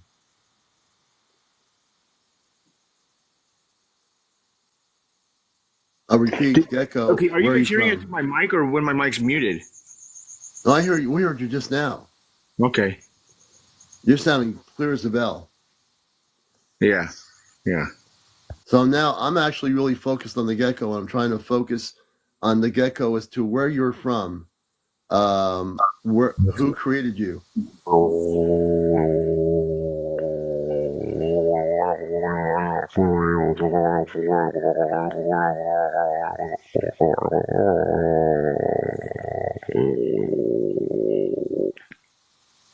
I heard that. God. I heard that. Yep. He responded. As far as my. Wow, that blew. Okay, that's crazy. I can't even get to my profile now. Now I don't see any comments. My power's still up. Dude, that's crazy. What the heck is going on here? The funny thing is my battery's not even being drained at all. Mine's not either. My battery's still fine. Did UFO's UAP says he said he's from the 4th dimension. It sounded similar to that actually. Now that he says that, it sounds very. UFO UAP said he's from the 4th. He said he's from the 4th dimension. If you're not watching this show, you're missing something. 4th dimension. Hold on 1 second. So everyone in the a lot of people in the comments are losing percentages on their phones. Wow, that's crazy. And they're using the energy from it like ghosts do, like through our phones. That's insane. I've never heard of that.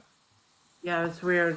So this space group, or the Gecko, which has a mechanical voice. Gecko, are you, where you come from, are people human? Are they human like we are?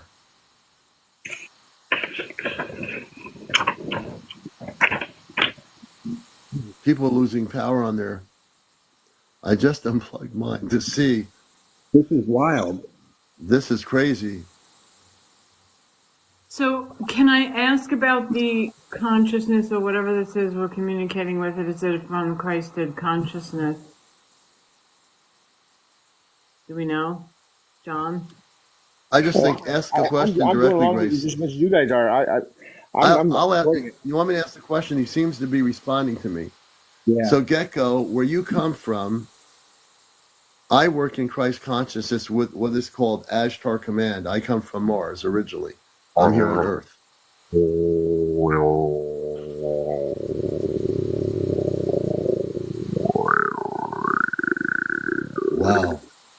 I heard that. I heard that right there. That's okay. Yeah. Hold on. Wow. Wow. So what are you thinking? What are you thinking, Commander, about that? My head's on fire. That's what it feels like. My head's on fire. That's what that just felt like. Because my phone's getting hot now. That's why I just set it down. Oh my God.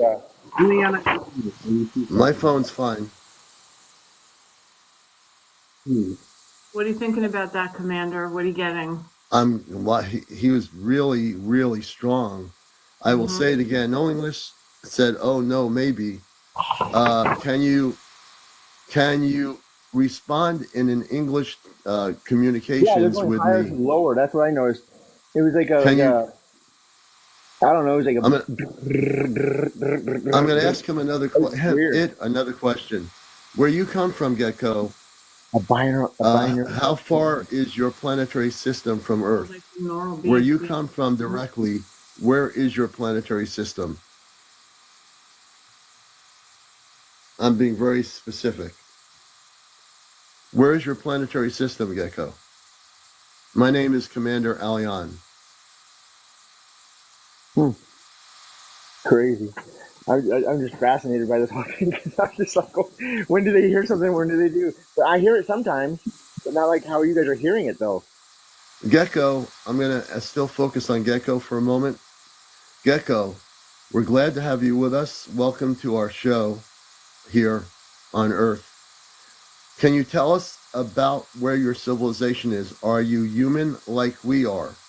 Are you spiritually, are you Christ consciousness on your planetary system?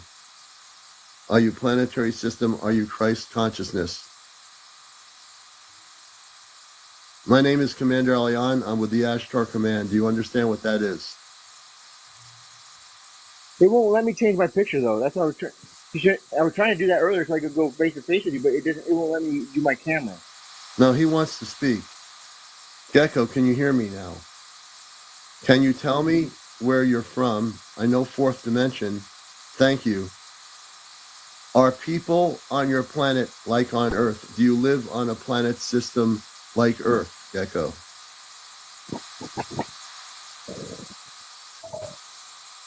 I know you're there. Please feel free to speak.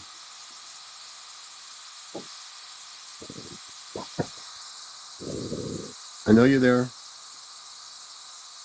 It says the temperature of my phone, my eternal temperature is not, which is crazy. I don't understand why. Gecko, are your people able to travel by spaceship? Do you have in your society spaceships that are coming to Earth from the fourth dimension? Do you operate with interdimensional or intergalactic spaceships?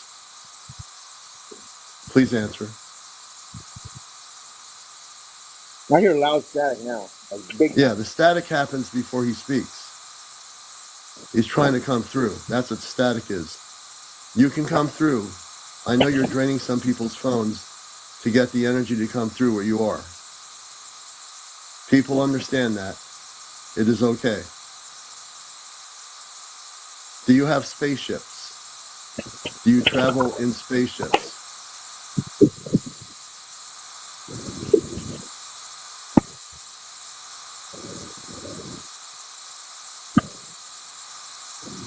You're watching Encounters, the late night UFO show. We're having some really amazing things happen on the show tonight that's never, ever, ever happened here.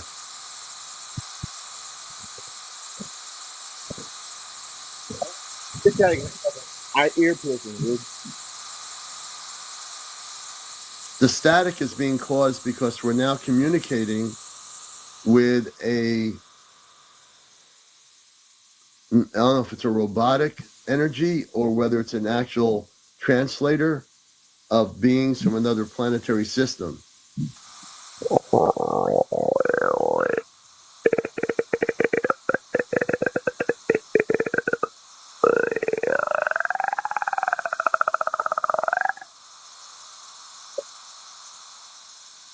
Wow.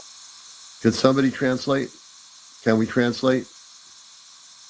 My phone says the temperature, the internal temperature, it needs to cool off. Some bullshit. Yeah, he's trying. You're right. He's trying to say something. He said, UFO, you're amazing. He said, far. What the heck? He said, far away. Yeah, that sounds about right. You guys Was he, phone? was he saying that his ship is far away from Earth? Repeat, is your ship far from our planet? I'm going to try to be, I think he can only respond with a direct question. Is your ship far away from planet Earth? Yes, they're far away.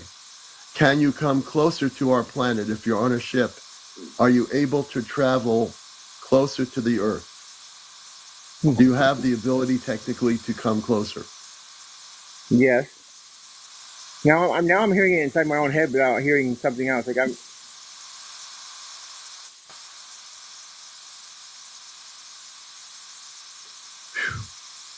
My whole body is just vibrating right now.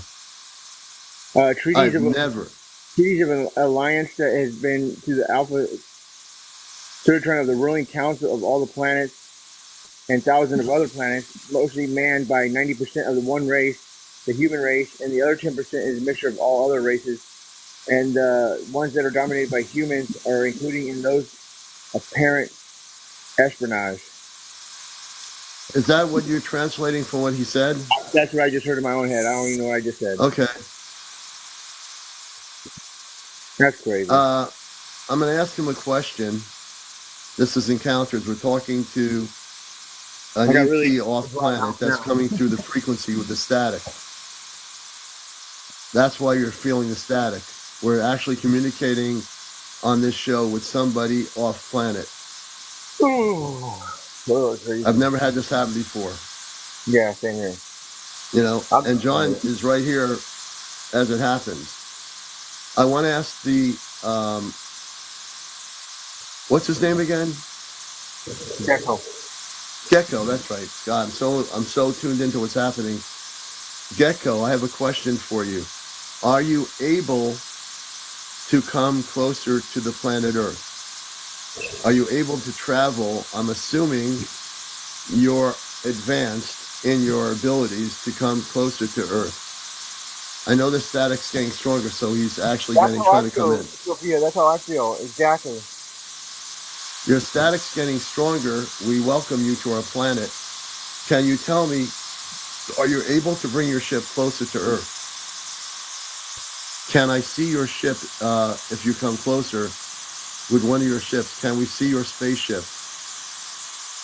Can we see your spaceship, Gecko? I'm inviting you to come to this coordinate where I am right now. I'm inviting you to come to this coordinate with your spaceship in our sky above, and I will go outside.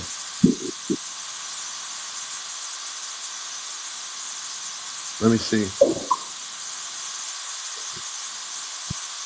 It's 12:50 in the morning here on the Earth in Connecticut, and we are talking to an extraterrestrial being directly that's coming through our broadcast. That was that. YouTube music. What? Oh, I thought that sounded like Alexa. Oh. Yeah, that was Alexa. That was Alexa. Yeah, it said YouTube music. Yeah, that was Alexa. So it won't come, Susan. You able to turn his camera on so we can get a visual, or? John, can you turn your camera on? Oh, he'll be back. Something's going on. If you're watching the show now, we are having a crazy night here. It took me out of this live, and it put me in YouTube music, which I don't use at all, and it put me on the Sound of Silence by Disturbed. Oh my God, the ET did that? Yeah, well, whatever it did, because I don't have YouTube music, and I can't turn the camera on. I've been trying. Trust me, I've been putting, and it says modify the live status setting or disconnect or modify. Oh my gosh, man. What? So, Commander, you had a communication with Alexa the other night. Yeah, a few nights ago, about a week ago even, Alexa went on and a Billie Holiday song came on by itself. I guess I got banned on something because it says I'm only able to talk through the microphone only. That's crazy. Is there UFO UAP says he wants to communicate through music. Yeah, I agree. That's how they communicate, is through electronics, messages, anything like that. I think that would help too. Yeah. But he can also speak. Actually, he hears everything I'm saying right now. So I'm going to put it this way: I invite you, Gecko, to appear in the coordinates of my location above the sky. If you're able to have one of your small ships appear, I will go live outside of the balcony and show people your spaceship. Are you able to do that? Are you interested in doing that? Are you interested in doing that, Gecko? Gecko? Oh, I heard that. What was that? I don't have an Alexa. I don't have none of that shit. What is that noise? I don't know. I heard it was like whoop whoop. Cheryl Brown said I just got thrown out of the room. How'd that happen? Some people said they got thrown out of the room. Everyone's malfunctioning right now. Someone said it sounded like a ship alarm. I'm humming, one person says. Sophia. I mean, really weird things are happening, folks, here. I just heard that. Oh. You hear that? Wow. It's like they're trying to come through. Yeah.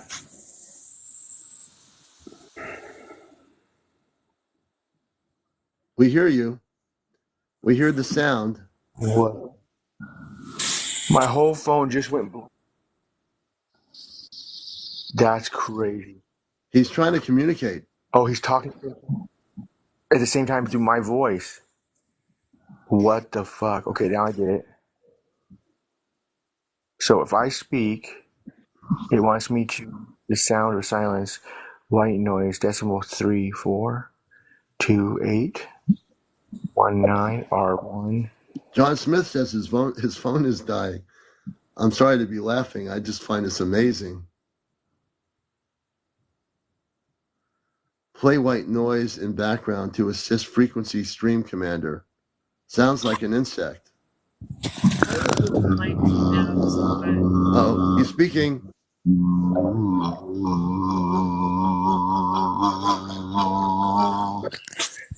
What the fuck is this going on? Why did it fucking put me on mute for?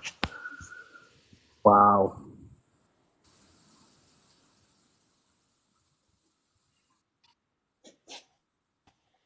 All right, well, we're going to have to look into this further. This is a show that's going to go down in the records. John, can you turn your camera on? You can't turn the camera on. He won't let him. He got kicked off on one of his lives, and I think he can only do audio. Yeah, that's all it says. You can only connect using audio only. Well, we're definitely having an interaction on this show. If you're just tuning in, this wasn't planned. We didn't plan anything here. This is a totally out of this world experience we're all experiencing right here tonight. And I can't make this up. You know, I've had a lot of things happen on this show, but this is probably topping every single thing that's ever happened on this show. Oh, we lost him. We lost him. Now, this is going to be interesting. Somebody I'm not sure. You know, let's see if the ET can speak without John on the show. That'll be a test. I'd just like to know who this is. Let's find out, where he's, what the point of this communication is. Well, I'm interested to know where he says fourth dimension. We know that. Far, far away in the fourth dimension. John translated in English that they represent many civilizations. So it's a galactic grouping. Who said? Oh, John said that. John. Yeah, he translated it. Okay. Oh, okay. Just to keep people clear as to what it is. I missed that. And that speaks for a lot of galactic civilizations. So what I'm trying to get at, obviously it's an intelligent communications that was done tonight. And I need to know, I don't know if they have their own radio, intergalactic radio communications, but they actually have to, people on here were losing their power on their phones, which I've never seen happen collectively on my show. There's no way people lose power all over the place on their phones when the voice came through. Destination 2X, 20 spaces. Oh, John's still here. But aren't we in the fourth dimension? We're actually higher than that. I didn't lose power. Okay. My phone is fine. Some people had problems. We're floating between like third and fifth right now.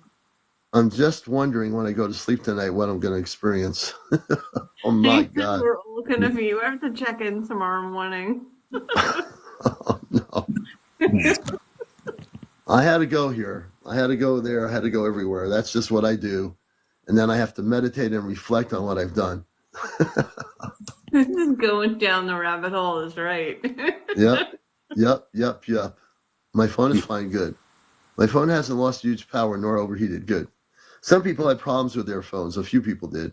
But it's good to see most of you are okay out there on encounters. Oh, well, what a night. Support everyone. Yeah. We'll stay on for a little bit longer. Oh, did you just hear that? Interesting night. I just heard something. Did anybody else just hear that? Or am I losing it? Wow, 3/4 to a half. Yeah, Cat Mama says she heard it. Rachel says she heard it. Everyone else is saying they heard it. Oh, I hear it. It's coming through. It's like almost a little, like a... That's wild. If Gecko's communicating with us, he's able to communicate, irregardless of John being on, he's communicating through our program. Gecko, are you still with us? Probably one of our helpers, our star beings. I also asked that the Ashtar Command assist me, be with me during this part of the broadcast. I asked that the Kedar Manka be with me. I asked that the Christed Beings of Light be with me. I wish all the Ashtar Command Galactic Beings of Light, the Christed Beings of Light, be with all of us, be with this program, and be with me all night. Absolutely. Huge protection. I just want to, I want to be sure that we're all protected, that I'm protected, and that we're dealing with, I believe we are dealing with a positive being, galactically speaking, but I've never had this happen before. Yeah, I got good vibes from it. Yeah, me too. Oh, there it is. It was definitely like jolting, Maybe he's connected to you, haha. I never thought of it that way, that he was connected to me wherever he came from. Right, Susan, be sure he's Christ consciousness. Well, I think if we get him back on, I'm going to ask him, are you of Christ consciousness? Yeah. I just probably would suggest to do this, Commander, and just say, state. Lessons, maybe. If it's not Christ consciousness, I don't want to see it. We don't want to communicate with it. Yeah. Not that are you Christ consciousness, because I feel like asking the question, are you, might be dangerous. Dangerous. Yeah. You just want to be, sure that what's happening. Right. But don't you want to make sure that they are of what they are? Or how do you do that? I agree. Yeah. I'd want to find out. You have to ask. You want to know. I guess asking can be potentially an invitation. You have Christ consciousness, like you're invincible to like anything negative. Invincible. Right. So if I say to Gecko, are you Christ consciousness? They have to respond yes or no. It's a direct question. That's how they respond, is by direct questions. Because I don't, I don't know what John is whipping up over there, but I mean, I know he's got some interesting. UAP, UFO, UAP, sky scanner. Can you explain how he's listening? I'm very interested. Let me, I'm going to bring UAP, UFO, UAP sky scanner, who's been here the whole time this has happened. I'd rather have you on than just read your comments. Hey, good evening, UFO, UAP. Good to have you with us. Commander, how you doing? Good, Hey, good. guys. So, Hey, how you doing? it's good to have you with us. So, how do you know he was listening? I can hear that, like a whistling coming through. He keeps trying. I can hear that. Even with John off, he's still trying to come through? Correct. I think he's in your channel. You mean but I can hear him. He's with me. Yes, he's in your channel. So he's actually here with me. Correct. Not with you, but he's in your channel. He's in your like around your energy. Wow. Yeah, because you had the Alexa experience last week too. So this is a whole nother experience. Mm-hmm. Correct. He was trying to tell us something with the music, but I wish John could have played the first video just to see what the music said, and I think we could have got something out of it. I thought he was with John, not with me. No, he's still here. He's with you. Really? And what was the music from YouTube? What was he said? Oh wait, it was Simon and Garfunkel, right? The Sound of Silence. No, he didn't play the music, did he, John? He just went out. No, but John said that it was the Sound of Silence. That's what he said. The Sound of Silence. Yeah. Well, maybe the entity is trying to tell us to be quiet, but why will he do that? Something bothers him? No, I think he wants to communicate with us. Correct. I mean, it's interesting because the Sound of Silence is always like a deep listening. And we have Miss Daniels also with us here. This has been a crazy night for me. Yeah. It's a good night. Hello, darkness, my old friend. He's saying he is darkness. Somebody said Celeste. Interesting. But I'm not feeling that energy, so I'm not sure, again, we're all getting our perceptions of what he is. But then he mentioned they represent many galactic civilizations too. Mm-hmm. So that's a whole different thing. Yeah, he couldn't be an evil. I would have felt that. Yeah, I didn't feel evil either. I'm like very sensitive to energy. I think it's an interpretation that people are making. So I wouldn't read into interpreting it from a song. I think we have to be very careful about that. I have a question, and I'm trying to ask it in the chat. Think about everybody has different devices. A lot of people use iPhones, and some iPhone users have more up-to-date phones, and some people have, like y'all said, I think I saw in the chat that John doesn't have, I'm going to say A because I don't want mine going off. Alexa. I don't want mine going off.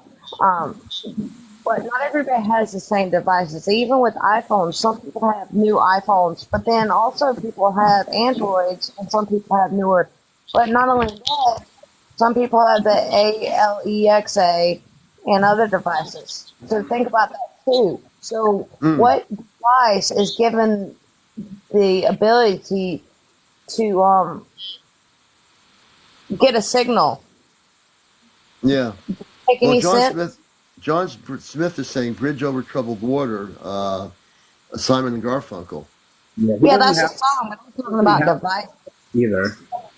I'm just reading notes here from people in the audience.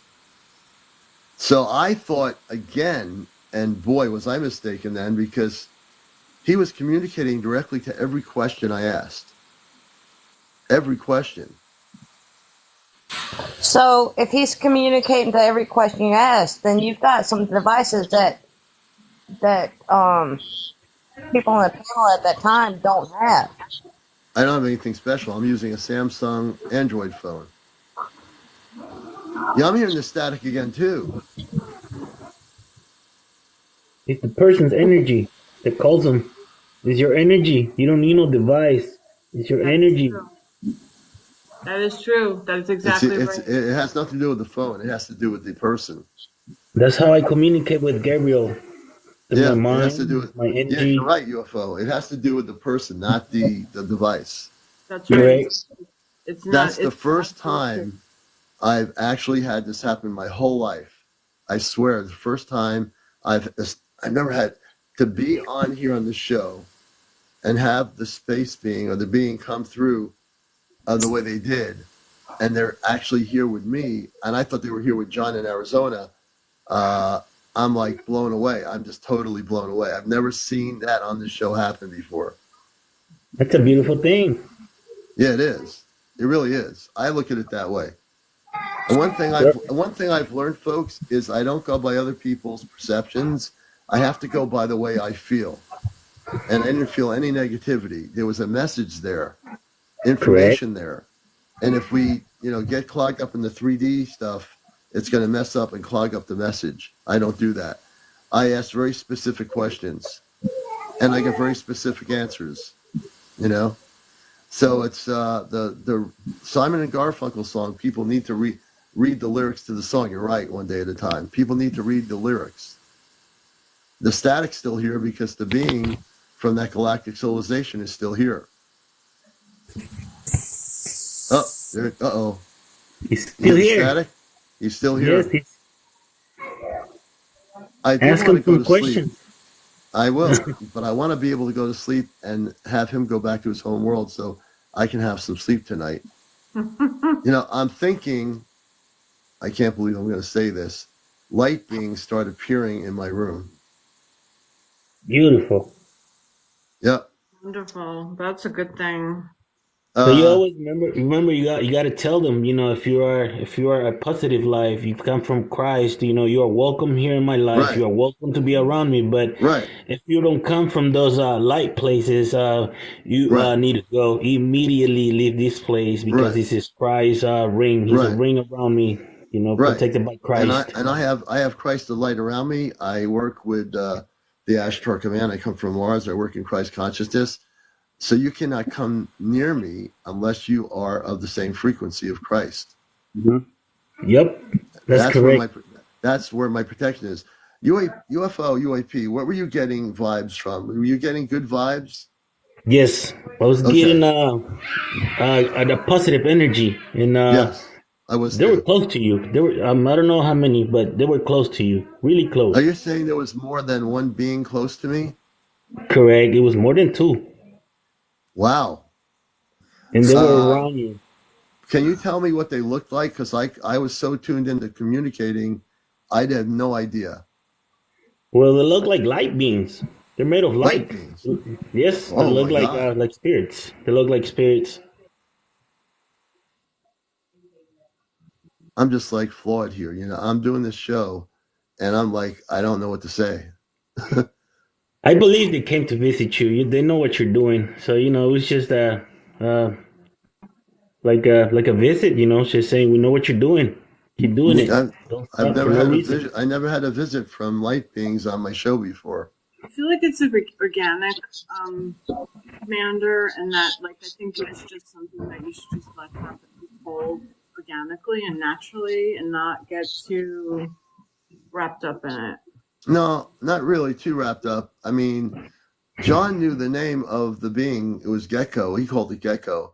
But then now, UFO, UAP, you said they were light beings that were around me. I believe you. Correct. And I guess they can hear my show from outer space. They're watching you. They're watching. That's beautiful. Me. Yes, they watch your show every day. Every time you come on, they come on. Really? I never knew. That's why the static happens. When the static happens recently, they're coming in and they're watching the show. They're here. Correct. Yes. Yes. Oh, they're just watching, observe. I posted a video. Maybe a couple of days ago, and I had a fun time with them with Gabriel's ship. They responded 4 times to my flashlight. I just posted the video 2 days ago, maybe. Yeah. You're going to see it clearly. The spaceship just lit up when I asked. I said, turn it on 3 times. Boom. And they responded. They just turn on the ship and then turn it back off. 4 times. Oh, wow. You know what? Yeah, that's amazing what you just mentioned. I'm like sitting here listening to everybody, and I'm just like now realizing that we know how we talk about disclosure on this show. I wish Some Shy was on here to hear what was going on here. That would blow her mind. Yeah, this show. We sit in positiveness here in the show. You know, we were really just before we were laughing about all the really great guests and stuff. So John Smith says he's coming back. The phones are dying. His phone's dying. I have mine plugged in, charging. My phone has not been affected by them at all.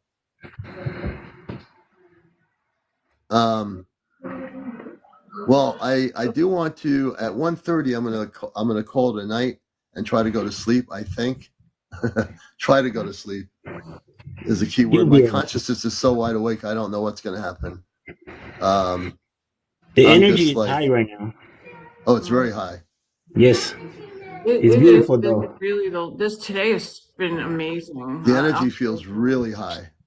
Yes, I felt that in the morning when I woke up. I felt like I don't know, a tremendous amount of energy. Like, whoa! Yeah. I said, "What's going on?" And I told my wife, I said, "Man, I feel so good today." I don't know. It's just randomly. It's a good day to be born. It's a good day. Yeah. Yes, it is. Beautiful day. One person, Matt says, getting frequency swinging in and out of his ears. We're wow, he's picking up. Here, he's picking them up. Yeah. John? Matt. He's very sensitive. Says goosebumps all over. Wow. Sophie says, I hear something. Okay. Starshine said I was asleep, woke up hearing the sounds. He's coming in, typos.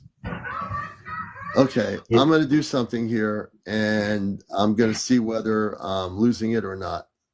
So this is Encounters, the late night UFO talk show. If you're just tuning in, we're recording the show. The whole show will be rebroadcast on YouTube tomorrow morning. I'll be posting it there and also on Facebook. So we have a being called Gecko. I mean, I don't know if that's the real name, but Gecko, John says. And he is from the fourth dimension. And UFO, UAP helped me a lot decipher a lot of things, that these are light beings, and the light beings are here with me right now. They're actually here with me right now, and they come from the fourth dimension, far, far away from what I understand. But because they're light beings, UFO, UAP, you said they're physically here with me, correct? Correct. So right now, as I'm sitting here, are they still here with me? So they try to stay around you, but not too close because of the frequency, and your energy will pick it up. Yeah. They don't want to scare you. Okay. They don't want to scare you, but they're watching you. They're watching me. Okay. I don't want to be scared either, because I've never had. The only time I had an experience with ETs is when I was a kid in Long Island, and there was a spaceship in the cul-de-sac, and men, women, and children were in spacesuits looking at me, sending me love. So, yeah, if they came during the daytime, it'd be different. It's dark out. I mean, the lights on in here. Were the spacesuits blue? Did they were blue? Yes, they were light blue. Those are Pleiadians. Those are the Pleiadians, brother. The family from the Pleiadians region. Take care, MC. Thank you for being here, MC Michelle. Yes. So if you haven't seen all of what's going on tonight, what was normally just a regular interview thing with people turned out to be space people in my perimeter here where I am in Connecticut.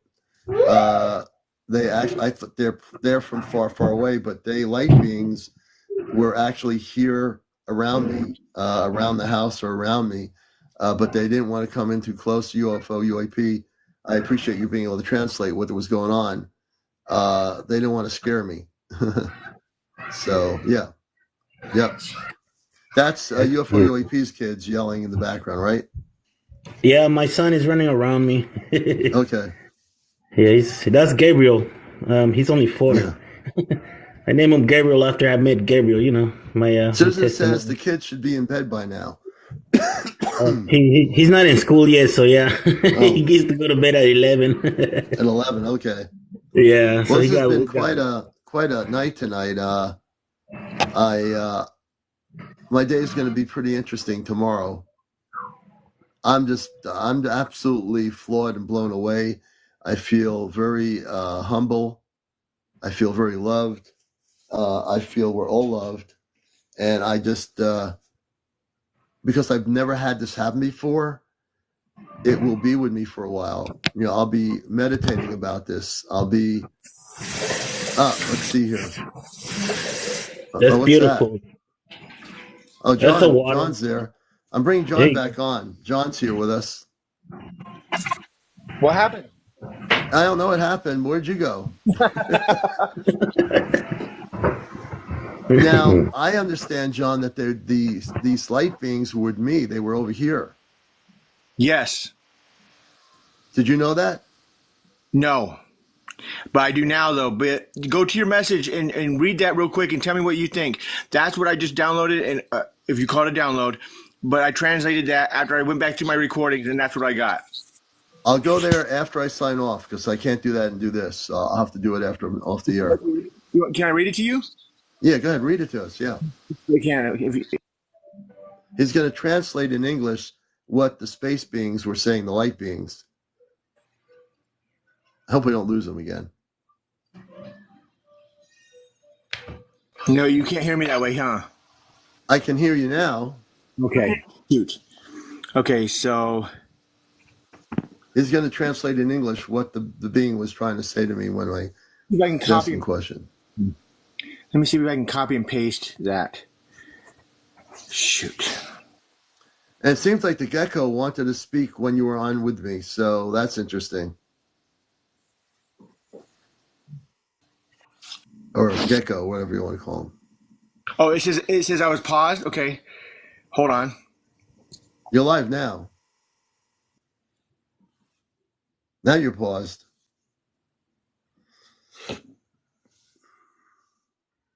I think about 1:30 we're going to call it a night. Hopefully I'll get some sleep. We'll see. You need to get that sleep. You need to get that strength up again. Those immunity. Well, I'm sleeping in the living room here instead of the bedroom because I still have a little bit of a cough. I don't want to wake up anybody. That maybe they're coming in to give you a healing. That could be. I'm not coughing right now. I feel pretty good. I know you just cleared. It seems like you cleared up. Yeah, absolutely. Shoot. Yeah, okay, maybe that's why, because it says TikTok can't approve the message that I'm trying to post. Let me see. I paste it. If you can't approve it, just read it. It won't let me read it. Because read it? I have it saved in my notes, and I can't transfer it over to here. Or no, I can't do that either. Why won't it let you post a message? Are you trying to post it in the chat, or are you trying to post it to the message? It says, okay, radio commander, the voice that we hear, Gecko, this is me, I am.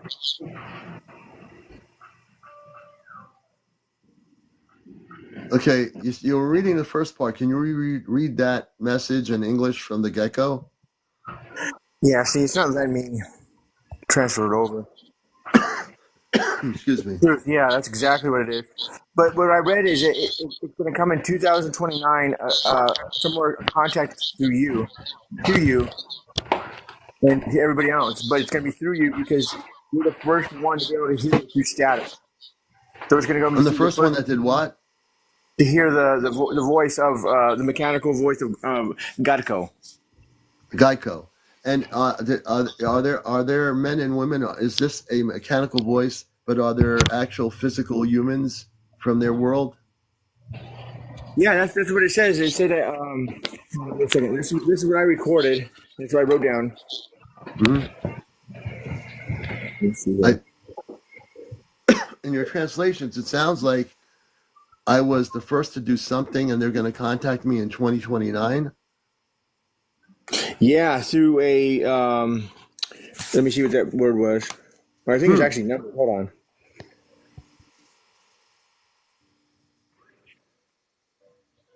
9942 APHAPOIS What does that Apophis. mean?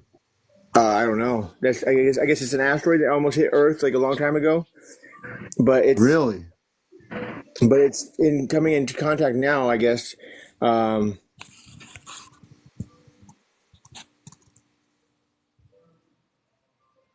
Max says he had strange. I've had 6 light aircraft pass over my home within 20 minutes. Yeah, that's just trying to block your. That's the word right there. Whatever that word means. Trying to block who? Me? No, that's what airplanes do. There's a hologram of noise that comes through to block out frequency that's coming into the natural frequency for us to hear and us to feel, but they break it up like that. So it's in the chat, Commander. John typed it in. You see it? I don't see. It's under Matt Galactic. Oh, no, Matt Galactic said, strange, I've had 6 light aircraft pass over my home within 20 minutes. And then right under is what John's talking about. Yeah, he's responding.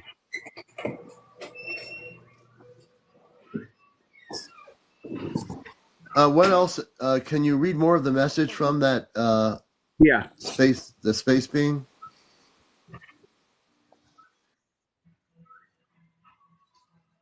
If you're not watching my whole show tonight, we had contact with light beings that were in the perimeter of where I live here.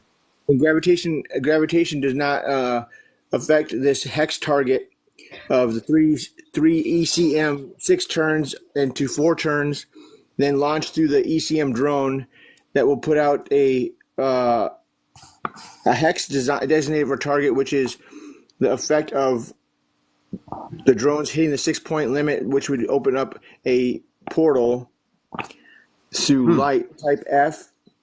The type Fs are removable, but it's decision to fire a plasma charge. It is up to the energy allocation of its phase when it's putting it out, but it is energy cost efficient due to our ships that are type G and plasma torpedoes 222 and 2226 are the levels of each plasma wavelength of your planet, but you have not come into these contacts yet, hopefully not anytime soon. Since to the special note on electrical warfare, while it is not specifically covered in the rules, but both plasma and drones are supposed to be under the same provisions of the electrical warfare. The ships cannot control a number of seeking weapons that they have.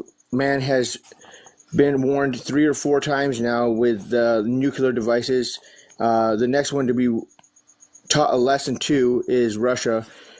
Just out of pure idiocy, they like to keep going into this total of PPTs and like to subtomically do it underwater without people knowing, but you do not know that you are on top of a piece of land that is floating above us. So we know everything that you are doing, and if you continue but do not access the ship's hull, you will be seeking a very powerful ass whooping. But it doesn't say ass, it says ACSCSC, and I take that as weapon, but I took it as ass whooping. Okay, so are the light beings saying they're gonna basically, if I translate it, they will not let us destroy our planet?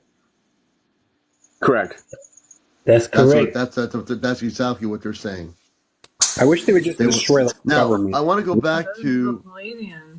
I want to go back to 2029. The 2029 thing. Can you explain what they mean that they're going to contact me in 2029? Hold on. I want to understand that. I'd like to see the people take back this world from the elites. Mm-hmm.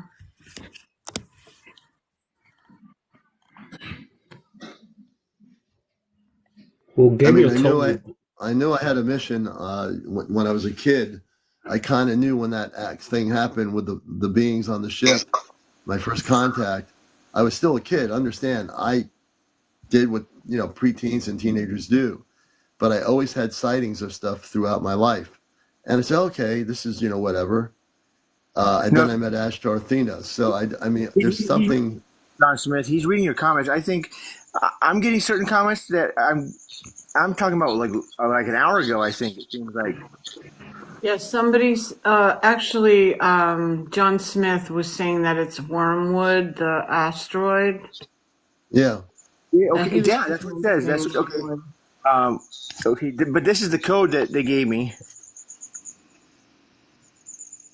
Apopus. 99942. I don't know what. I guess. And it comes in through a keyhole of.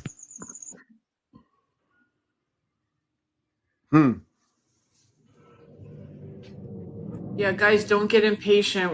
We're definitely scanning the comments. That says really 800 kilometers, which is, if you put 800 kilometers into miles, that'd be 500 miles wide, 500 miles open. That's the keyhole that's going to come through. That's going to pierce the firmament on April 13th, 2029. Okay, so on April 13th, 2029, explain again for people that are just hearing this. That's the name right there. John Smith has it. John Smith knows more than I do. What's that sound? That's just my electronic. It puts out electronic thing. Okay. Yeah. Remember that thing I showed you? Apophis. Apophis. Yeah, Apophis. Apophis. Apophis. Yeah, I think the piece. Okay, so in 2029, the space beings, if I understand correctly, the message that was given to me through me, that not through me personally, they were here in my room, I guess from a distance, they were watching me, and I thought it was coming through John's end, but they were here. And so are they planning to contact me in 2029?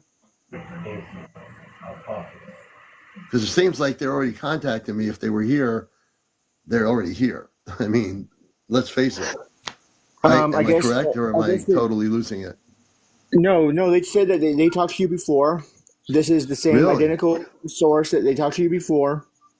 But before, when they did contact you, the Orions have observed that you were in the middle of a conclusion Y175, which is the Federation deployment, which is a drone type.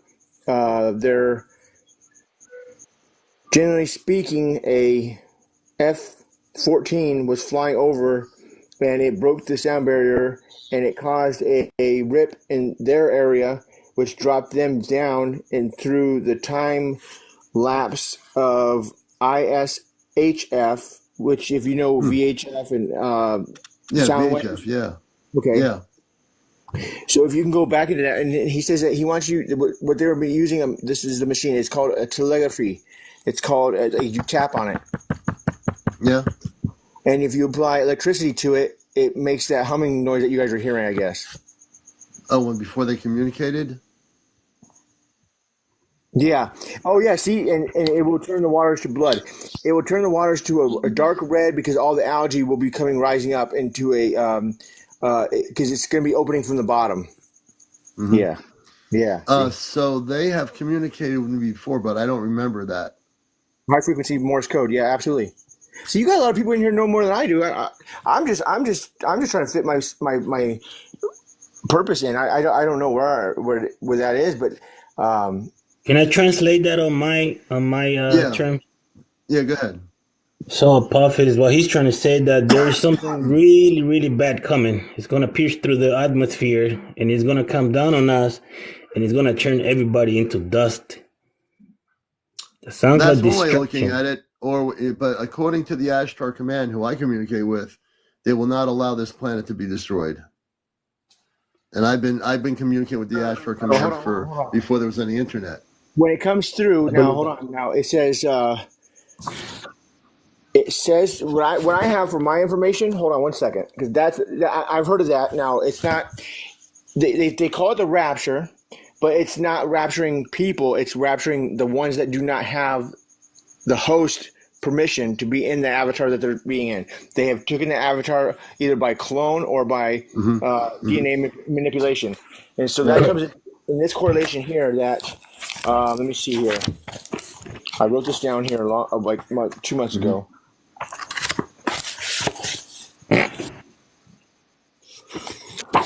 As he's doing that, I will just say on behalf of the Ashtar thing, they're not going to let this planet be destroyed, nor any other planet be destroyed. Yeah, I can tell you that very directly. That's never going to happen. I agree. On another parallel Earth, maybe, not on this Earth. I'm saying that very clearly. Commander. So what about the recent news about where are we, has anybody seen this with the red sea? Yeah, the Nile River turned red. The Nile? Yeah, the entire Nile. And there's a phenomenon that creates that. I know that there's a phenomenon that it's like it's an algae, yeah. It's an algae. Yeah. I've heard about that. It's all red right now. Someone says it wasn't the Nile, it was some other place.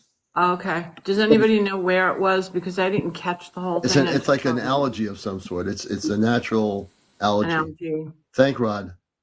And thank goodness you can see it, because you can't see it in Florida. Can't see the algae in Florida. It's wicked bad.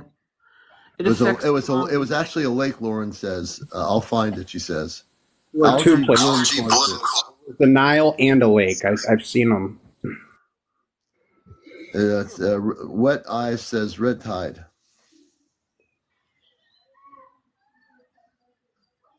We've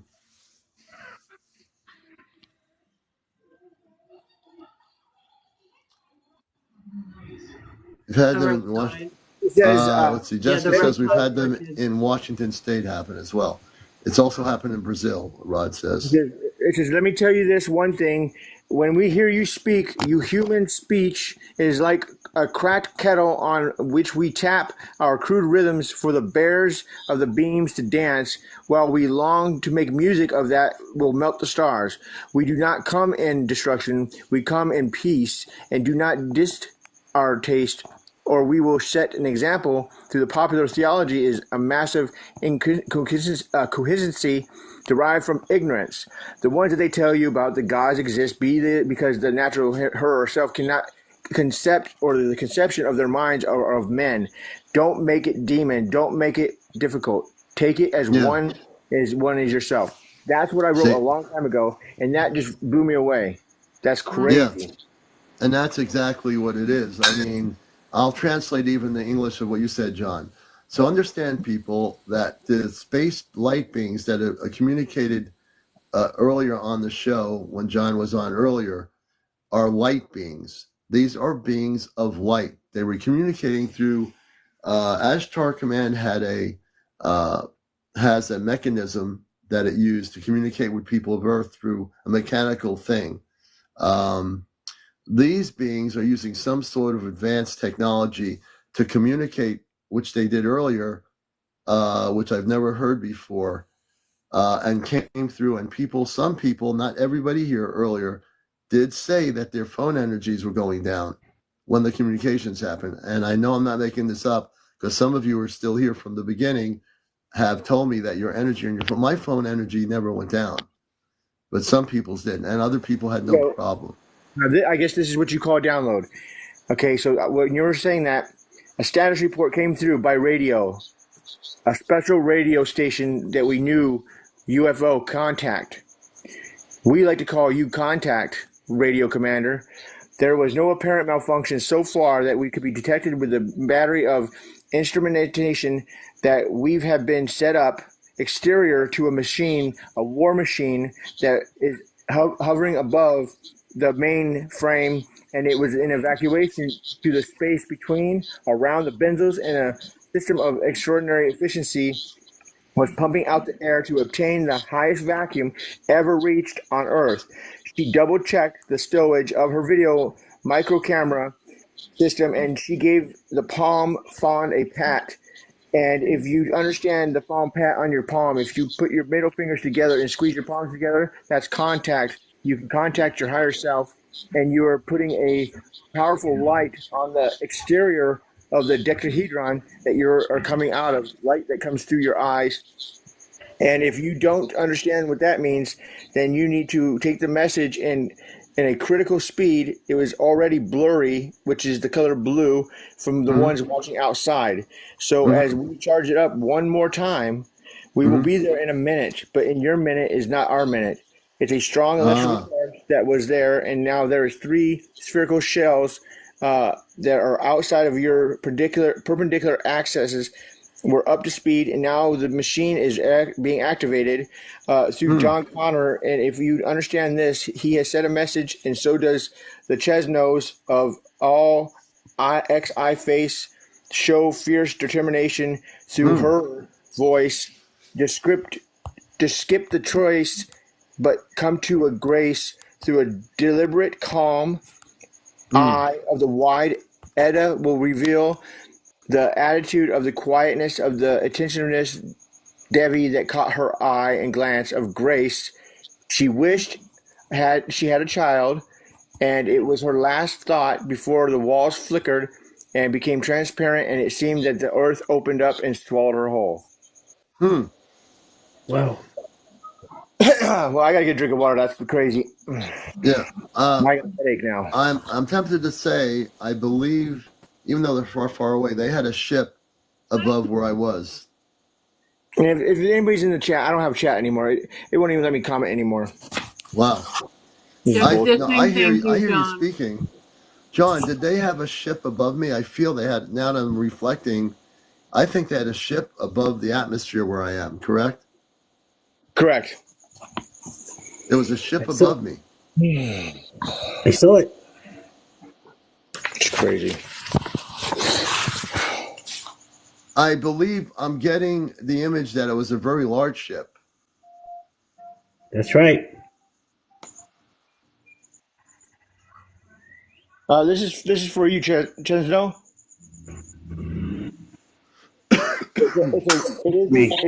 It is a river of electrifying rushing through the canyon air and creating a fast light as fast as 100,000 miles a second. The lightning sears wild, unstoppable twists and channels as long as 10 miles. Just drag your shoes along the carpet and you will become that thundercloud. Your scuffing pulls electrons and the fabric that you are giving negative charge to. Reach for the metal doorknob, and it's like the earth is right under your thundercloud and positively charged. So if you need to attract certain things to your manifestation, just drag your feet. I know they say not to drag your feet, but in this occasion, you must drag your feet.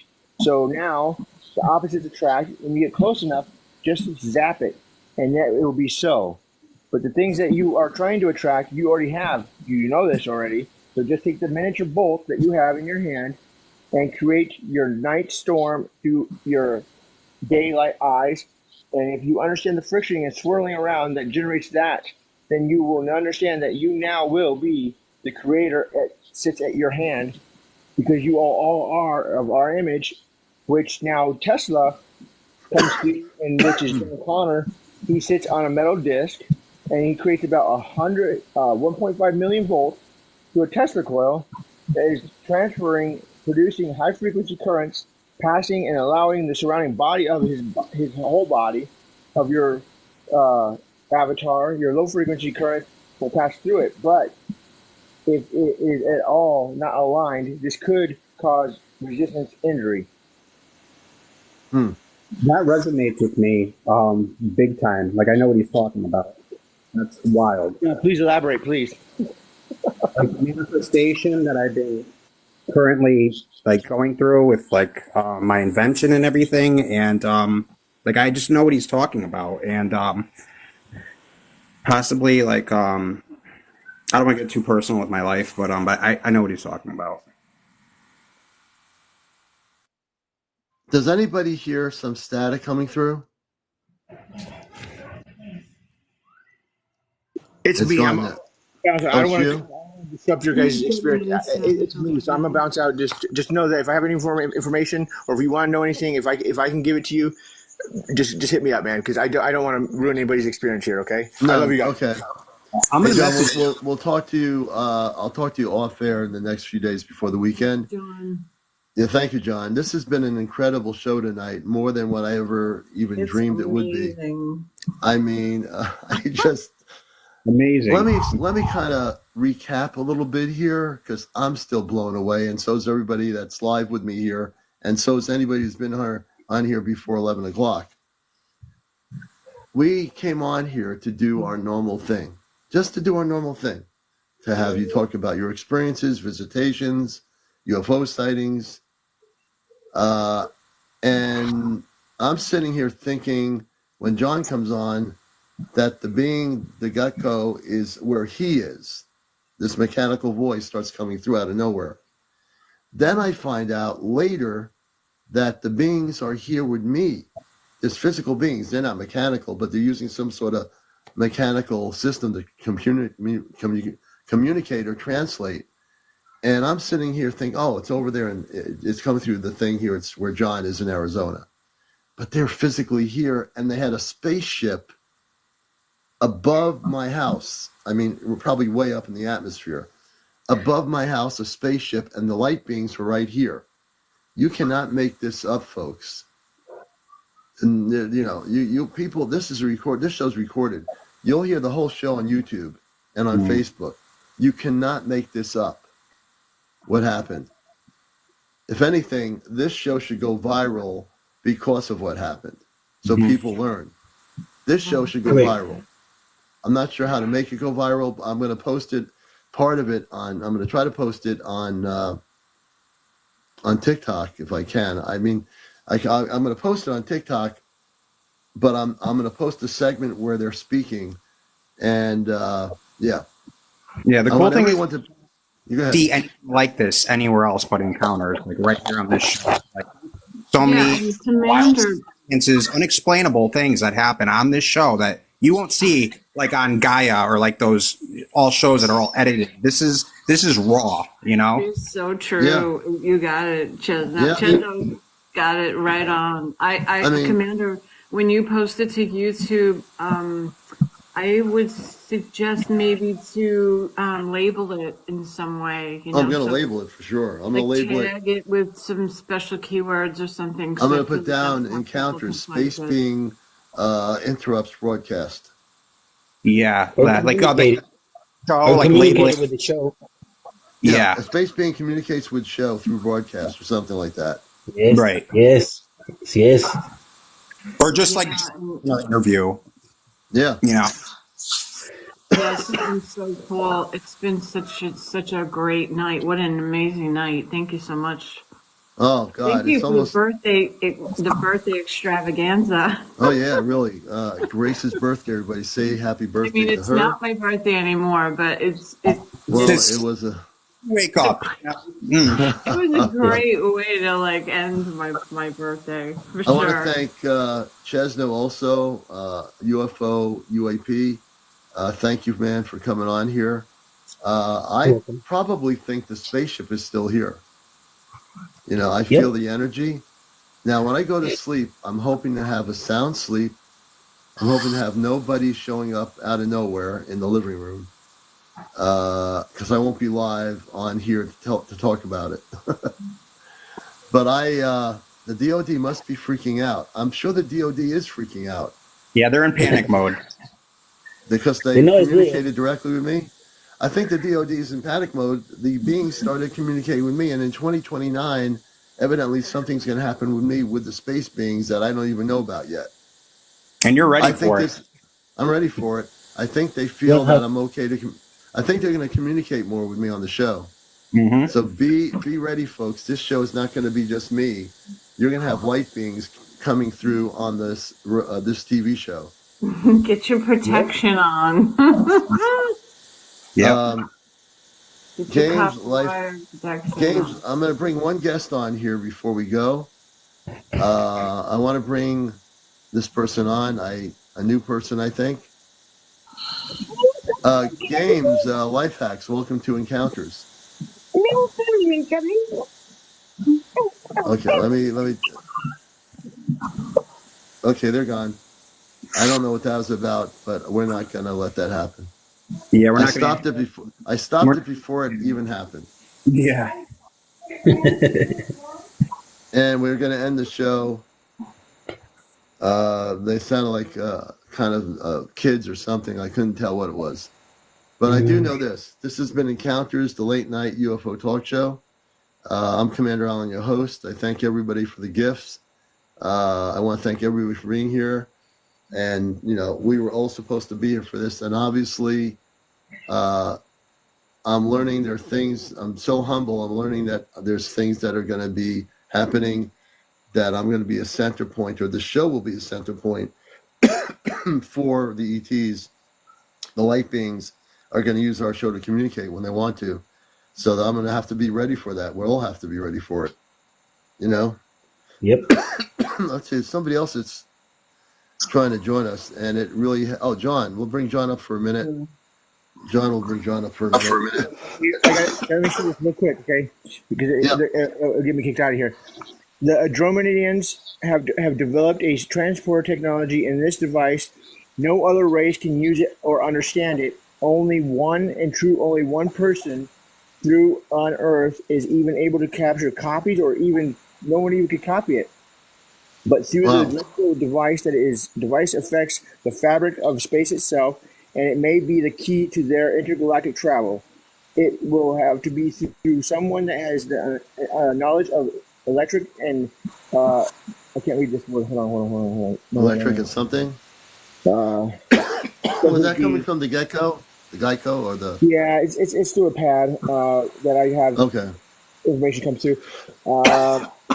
This is going to be used against a defensive weapon that is against opposing ships that will try to come through to affect its unbound space around the enemy ship.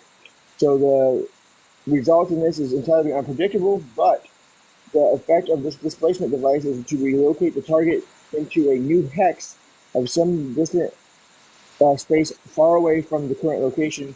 And active displacement is not movement. It is displaced this object, not move, but through hex. Hexes is, if you understand the new location in space, that it reappears to the unknown universe through a black hole in its new location, and they will learn to behave themselves to take effect through the ESG fields, webs, asteroid belts, planets, etc. Thank you, Commander. Give me a moment. I'll be right back. Jack, that little, he's gone. That really resonated with me, what he said. I'm going to message you later, dude. Wow. So what do you think, Grace? Oh my gosh, it blows my mind. I think that this has been like a leap, like we've taken like a quantum leap. Yeah. Tonight, and I definitely want to meditate on it and see what else comes through. Okay. It says here something, Miss Daniels says you're a conscious starseed, so you can explain why you don't see things before others. I don't know what, Miss Daniels, can you elaborate on that? I'm not really sure what that means. My question was, he left. My question, he's back now. But my question was, we know you're a conscious starseed. How come you can't see stuff before other people that are not conscious, whether it's starseed or something? How come you can't see it? Because I'm not insulting you. I'm trying to understand. So who are you posing that question to, Commander? Yeah, Commander. Because my third eye is open. So for me, because of the energy frequency I operate in, everyone does certain energy frequencies. I'm attuned to certain things. So when this happened with the space being tonight, I've had that. I think they actually were the ones who turned on. I'm not going to mention the name of the app, but turned it on, and that's where the Billie Holiday song came in. And so I think that was their initial saying to me that they're here. That was like a couple nights ago. Grace was on here. So now tonight they decided to come full force on the broadcast and communicate, and that's what they did. So now I know. I mean, now I know what it is. You know, unless when things happen for a reason, I'm privy to a lot of things with Kadar Manka. I get information constantly, but we all are attuned to different things. That makes sense. I wasn't trying to insult you. I was trying to, you know, ask you respectfully. Because I was yeah, no, I appreciate the question. And I wanted to answer it. It does make sense. Mm-hmm. Yeah. So, like, whatever you're tuned into, Miss Daniels, I might not be tuned into. Whatever Chezno's tuned into on another chapter of the Cosmic Book, I might not know about. Whatever John Connors is tuned into or UFO UAP's tuned into, I learn just as much because we're not all tuned into the same chapter, but we are tuned in. Correct. Okay, I got that. I guess I misunderstood because I'm not a starseed, or as far as I know, I'm not. Like, well, you probably are, but you just don't remember. Well, you're more conscious of it, and that's what was confusing me, and that's why I was trying to ask you respectfully. But no, I'm glad. That was a great question. Excellent question. Also, an inner knowing. Once you open your third eye and you open your crown chakra, it's an inner knowing that you're positive, you're sure, you just know, you remember bits and pieces, like in fragments, but it's an inner knowing once you look within. And that's what the eye of Horus is a pineal gland. They're trying to tell you to look within. They've been doing it for years to look for the answers, and you'll find it in your heart. Right. And speaking of looking within, folks, it's now getting to almost 2 a.m, and we're on the East Coast. 3 of us at least are. I don't know where everybody else is, but it is time to end the show. And I want to thank John Connor for being here, everybody for being here, all the gifts. I thank you so much. You're all beautiful. We love you all for being here. And even with my little coffee, I will have in the morning some very good tea and also honey. And I just want to say have a great night, everybody. Have a good morning, wherever you are. And we'll be back on tomorrow night, and we'll see what other crazy things happen on the show. Good night, but I guarantee you, this show will be on TikTok. Sorry, on TikTok. I'll have it on my YouTube channel tomorrow at some point in the morning. I will be putting it on YouTube. All right, everybody, take care. Yeah, I will definitely take care of my throat. Everybody, I love you. Take care. Good night. Thank you so much. Thank you. And this has been Encounters, really late night talk show, and we'll catch you later.